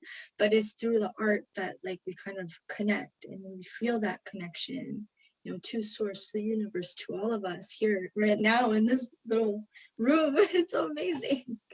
And it's like, it's inspiring really. And to hear other people's stories, it's very, very inspiring. It's beautiful. So like that really touched me inside, guys. I want to cry. Like, oh, join the club. God. Oh God, it's been such a journey. You're like, oh, I mean, I saw what you are doing, and I didn't know about much about like because when we do our small talks, we didn't talk about such business stuff, or what are your plans, and that. But honestly, very happy about what you are building, and from my side, wherever I can help, I will try to help, and be a part of the community, and connect with the people. So I hope. Oh shit. My phone is dying. So yeah, I hope I can hop on another call again. Right now my phone is dying. I have no batteries, and I need to jump on some work. So I will leave you guys, sadly. But very happy, very enjoyed the talk. And whenever you have something, just text me, and maybe sometimes text even more, because my DMs are full. But I will get back to you, and hopefully we see us at the next call someday, if miss organizing another call, and talking about whatever. I mean, it hasn't to be always just about art. It can be just the life and everything around. It's really cool. I'm just so honored and excited to just showcase your art. Like, this is the coolest fucking job in the world, in my opinion. And for you to vibe on art, and me to vibe on your art, like, and I just want to say, my co-founder, while you were talking, he wrote in the chat saying, most of us aren't Mustafas. So just highlighting. You are. I mean, that's the point why I joined the conversation. You asked me to share my experience, and I know from my own experience I can push people and motivate people to jump over some how to say, shadows they have of themselves. So that's the point why I joined this call, because I want to get people into this art. If they do 3D or 2D, whatever they do, I just want to let them know, or let you all know, that it's really easy to get into when you want it. So it's not like you have to be born to do it. That's not, you just need to have the love and the energy for it. And because it is like everything else, like talking, like mathematic, or what else, you just need to learn it to get into, and you will get it. So and I learned it in 2 years. So, and after 2 years I work for big companies. I mean, everybody can do that. You don't have to be I don't know, Picasso or something. Really don't need to have. And you don't have to be good in painting or something like that today. I love you so much for the fact that you make it real, you make it accessible. You're not like, something I don't like in people who have more hype around them or gain more popularity is they start to become like inaccessible, or they start to treat themselves like they, I don't know, like they're different or something. Like, and I really want to honor and respect that as you are growing in your presence in the world and your work and your impact, like for you to just be saying this to us and to people, whoever is watching this in the future, that like, hey, like anyone can do this. Like I really respect that. Yeah. And thank you. Like, thank you so much for being so fucking real. I hope so. I hope somebody in the group here will start with 3D, and I can see the result, and then see him texting me, look, I start because of you. I mean, that's my goal. I love it. And I love also to see the people growing up, and because of you. I mean, that's the most important, because a lot of people didn't even know about that, or don't know how to get into. And that's the point where I like to talk about. What is this you're showing? Hold on, I'm gonna spotlight you. Like, what is that? Oh, I'm taking notes the whole time. Like, fuck this. Amazing. you're not. Yeah, you can text me, bro. Never mind. Just text me. I will help you to get into. What is going on? That's cool. Dora, I have that same fucking book. I gotta find it and show you. Oh damn, it's a different, but it's the same typeface book. It's here somewhere in my drawers. I got it. Oh, oh my gosh. Anyways, I don't want to hold you up, Mustafa. So All good. Let me do this gallery. You don't hold me up, really. I'm very happy for this conversation with you guys, and I hope I see you soon again. So you will. Take care. I love you. Thank you, Mustafa. Much love to you all. Much love. Lovely to connect. Thank you. Thanks a lot. Bye bye, guys. Bye. Oh, that was amazing. I thought like out of all the people who are NFT creators and selling their art and everything, for him to just come in and ground us all like that was so beautiful. Jasmine, I saw that you unmuted. I don't know if you wanted to say something.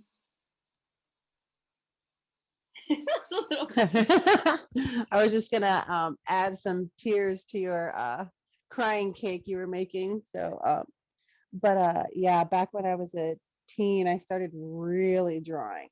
Like my dad would buy me books, and I would fill them up, and he would buy me art, pencils, and everything, and I fill them up. And then I came across a friend, and he stole my whole art book, and his name was Disney, and he tried to say my art was his. And I stopped drawing after that. Then I started again later. But yeah, so I was just like, yeah, I know. Wow. Woo. That puts a whole new layer to the art you've been posting in the Discord channel for Hardest Vibes. And that's new art. That's like Jasmine used to draw at late teens, and now that's Jasmine drawing in late 30s. Like, such mature, so different. It's sometimes I'm like, I didn't even know I could draw like this. So then when Mustafa was talking about 3D art, I said, I want to draw like that. So I'm inspired by that. Like, I'm like, I'm gonna stay in my little acrylic hole right now, or like pastel. I did for your art, Melissa. I did do like a digital thing for my first time. I was like, I used like That's 3. amazing. I So honestly like I started like tearing up when I read that post. Like it literally put the biggest smile on my face. Like that like inspired me so much. Like it's I was so like it was a beautiful surprise when I saw that. And I'm like, oh, this is so amazing. Like you should definitely keep it up. Like it's like I'm so happy that you tried something new. Like that's just so beautiful. and it was so unexpected, and it was like I wanted to embody the feeling you gave me, and that digital part of that added on like the storm, like the feminine chaos, but with the sweet, serene, like soft feminine side, but combined. Like that's what your art does. So that was my attempt, like in that way, and like thank you. I love it. Amazing. And if you ever need any help or anyone really, like you can always just message me and like I'm always willing to help anybody, especially when it comes to art. Like anything. I mean, Already did it. Already messaged you. So but I can ask here. So it was the thing about Redshift, because it's like C4D, like Redshift is for rendering. So does it just speed stuff up, or like it's best to have them both, or? So I use Octane. I don't really know too much about Redshift, but with Octane, we have an Octane viewer so that we're able to see all of the changes that we make real time in the render. So for example, like I'll post up on my story after this, there's like some behind the scenes so you can see what I'm talking about, but there's like there's a 3D model, for example, and like you can't really see like the painting of it, right? Let's say the painting, like the, you know, the final touches, like how you would see it as a render, a final finished product, unless you have an Octane viewer or a Redshift viewer. Then you have a separate window, the Octane window, where you're able to see what it would look like as a final product while you're working. So that's the whole idea behind that. And it's just, it takes a lot of like CPU to do that. So that's why it's recommended to have a computer that's able to sustain that, that power, because it takes a lot of processing. That's why we were talking about that earlier. But yeah, so like I use Octane. Octane is amazing. It also makes your art look more realistic. But if you literally don't need that stuff. Like you can just use Cinema 4D or, for example, or Blender, and you can still make 3D art and it's still awesome, right? But it depends what you're going for, essentially. It really depends on the result you're trying to achieve. I guess that's the right thing to say. And yeah, it just makes the process a lot easier to see what you're actually doing while you're doing it, instead of like making the whole 3D scene and then rendering it afterwards, and then it's a surprise, right? But yeah, it's awesome. It's fun. It's really like it's a fun journey to experiment and dabble into new things. That's amazing advice for Kadora, by the way. And I'm excited for you to see Kadora's TikTok, because it's like a whole damn vibe. It's a wave of vibe. And yeah, I think I just followed Melissa, so I was like, I got to check out your stuff. Amazing. Okay, I'll follow you back. Awesome. And yeah, I mean, this is all I want to ask. Like, I'm gonna be asking everyone basically is I just want to post your art. I want to post your vibes. If you want to give anyone else the opportunity to win one of these business grants, invite your artist friends. Like, hey, download Vimeo. It's completely free, and they can just post their art. And literally, like, our goal is to get people to like vibe and connect over art. Like, literally, I'm humbled by this job description, like in itself, and that's all. Like, that's literally all I want to ask for from anyone that I come in contact with. Period. And that's what the goal. Like, the goal is just to get artists to meet each other, and the goal of Vimeo is we find each other